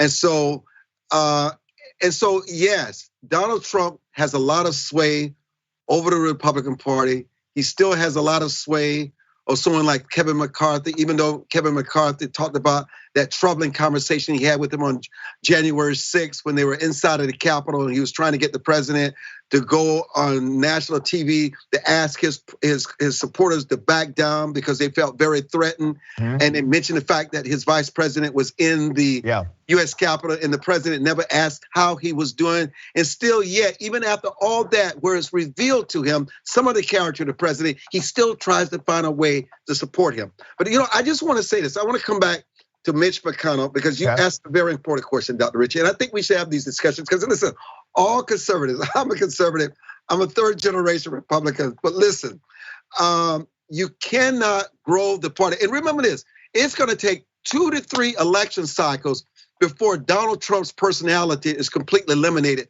from this party. It's gonna take 2 or 3 election cycles. I think that's at least. I think it may actually take more, but that's at least. At least, that's still packing. But let me just remind your viewers this, and I'm so appreciative of being on, why people still support Donald Trump. It's not just because of his personality. There is this massive deregulation saving the average American household over roughly $3,100 a year. People don't really break this stuff down. He passed the tax cuts and the Jobs Act.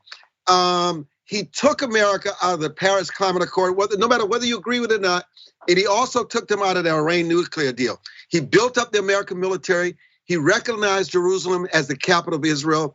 He brokered the normalization pacts and peace deals in the Middle East with his Abraham Accords. He constructed, whether people want to criticize it or not, because you look at the disaster at the border now, more than the 400 miles of the new wall alongside the Mexican border, and his immigration policies work. He revised the immigration policies, leading to a dramatic drop in these border crossings. And he also increased the commitment to domestic energy. And he replaced NAFTA, which did not really work, with USMCA. And nominated and confirmed more than 200 federal judges. In addition, so I just want, and I'm glad you offered that because you do provide context.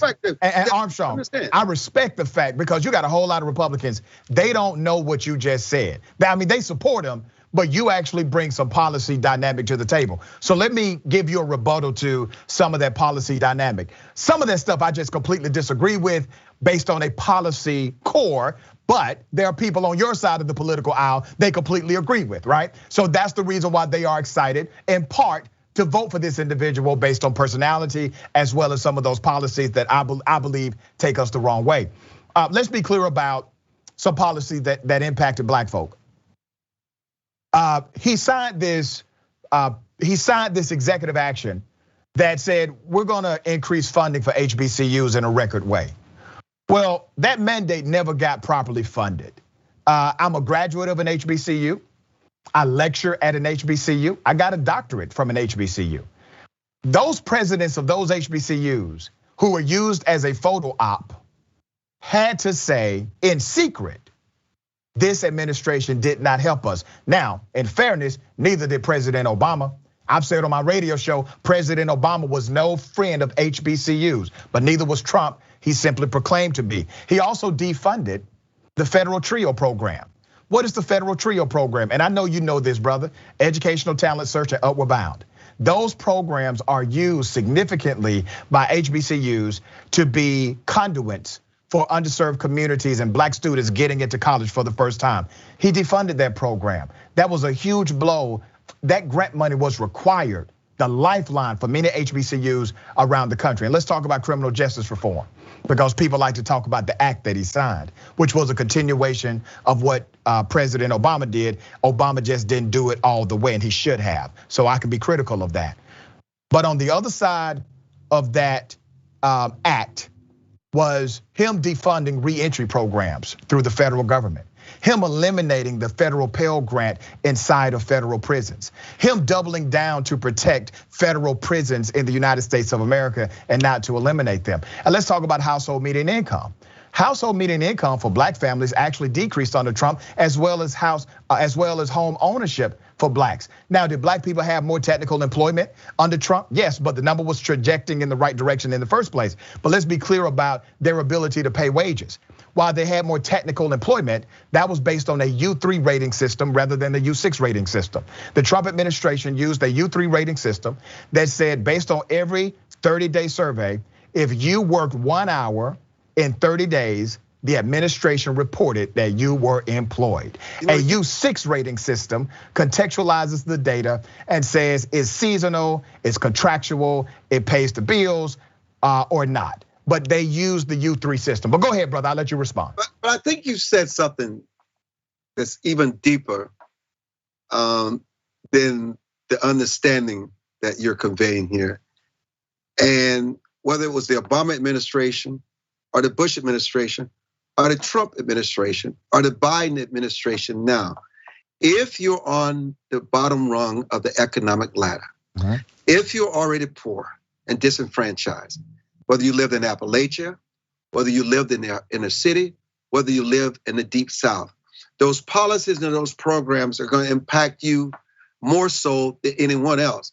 And if you and I are very candid about this, if you're in the upper middle class or well off before any of these elected officials come into office, 8 times out of 10 times you will be. There's not really much that the government really does, Dr. Richie, to move people out of poverty and to move them out of their circumstances. The one thing I do give Trump credit for, particularly with historical black colleges and these land grant institutions, and particularly with their entrepreneur programs and these business set aside at SBA, he did understand the importance of creating minority ownership, sort of like what President Nixon gave us during his heyday, affirmative action, minority set aside. Because the best way that you can really make a difference is in your communities, is that you empower them through ownership. And also, even Dr. Ben Carson's these opportunity zones where you go in and rebuild these communities through mental health by creating people with more skills, by having people in there tutoring them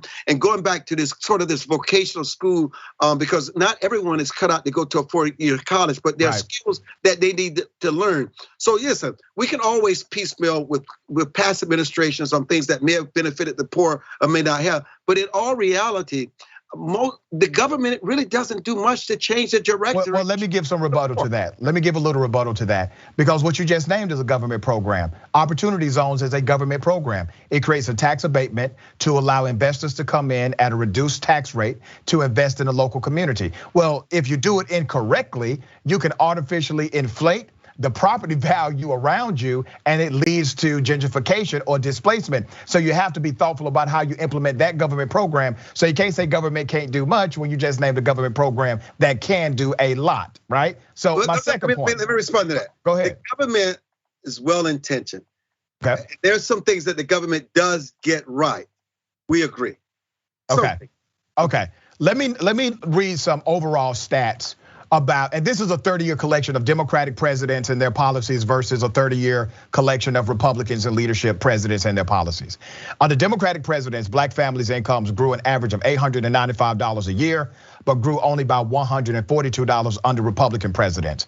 The black unemployment rate fell by a net of 7.9% across 26 years of Democratic leadership, but it actually went up a net of 13.7% under 26 years of Republican presidencies. Across the years of Democratic leadership, black poverty has actually declined under Democrats by a net of 23.6 percentage points, but it has actually grown by 3 percentage points when Republicans occupied the White House. So that's a historical perspective. Let me give you another perspective because I think you're pro-death penalty, correct? Yes, of course. Okay, so I read that. Now let me read another stat.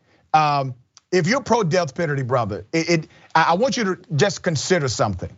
Because usually we say, hey, the death penalty is to be a deterrent to crime, especially those violent murders, right? Premeditated homicide. But the reality is, the data shows it doesn't really deter crime like people think. During the last 20 years, a recent survey was done, and I can send this to you, brother.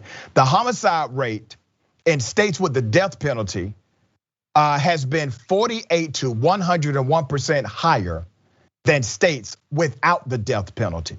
So states without the death penalty are doing something to deter these particular death penalty crimes more so than states with the death penalty. But I think for some of us, it's not about whether it's a deterrent or not. It's revenge, right? It's say what it is, brother. It's revenge, correct? No. Oh, come on, man. That's what it really is. Come on, speak? Can I speak? Yeah, go ahead, brother. Go ahead. Thank you, brother. Appreciate that. For me, first of all, if you are going to administer the death penalty, whether it's through lethal injection or firing squad, you should be absolutely 100% certain that that person committed that crime. If there's any doubt, even a fraction of it, it should weigh with the accuser. Let me say that first. You know, when I look at what continues to happen in society and why people kill and kidnap and rape and destroy families and lives for no reason at all, my attitude is this: at least if you put that person to sleep forever, they will not have the opportunity to commit that crime again. That's for me. And I also think the family should have some say-so in that. If the family says this is what the penalty should be, because they're the ones who are affected by it the most. But for me in my household, if someone committed the kind of acts that we read about today, put them to death. So you make sure that that person does not commit that kind of heinous crime again. I got you. I don't think prisons do a great job of reforming people. I think sometimes they come out, they're more angry and worse than they were before. Yeah, I agree that there are some people that should be locked away forever, but you can't have a policy that's antithetical to your belief. The belief is thou shalt not kill, right? You should not commit murder. You should not kill out of revenge. But then the policy says under a particular circumstance, you can't actually kill people. Armstrong, lock them up, throw away the key, brother, because the states that do that have a lower rate of these murders. Brother, have you read the Bible? And what the Bible? Oh yeah, I mean the Bible's tough, brother. The Bible also says that it is an abomination to burn incense, brother. And I burn incense, so I guess I'm an abomination, brother. Brother, we pick and choose what works for us in the Bible and other things. We know how that works, right? That works exactly. That works. Armstrong, I'm flat out of time, brother, but it has been a pleasure chopping it up with you on some of these topics, man. Thank you. We're not too far apart. Now we're really not. We're really not, man. But on some stuff, hell yeah. Yes, that's okay. But we can be civil and respectful and learn from each other. That's what it's right, about. Man. I appreciate you being on the program. Thank you, sir. Thank you. All right. Ladies and gentlemen, I want you to remember, take care of yourself, take care of each other, and take care of the planet. And remember, the truth is always indisputable.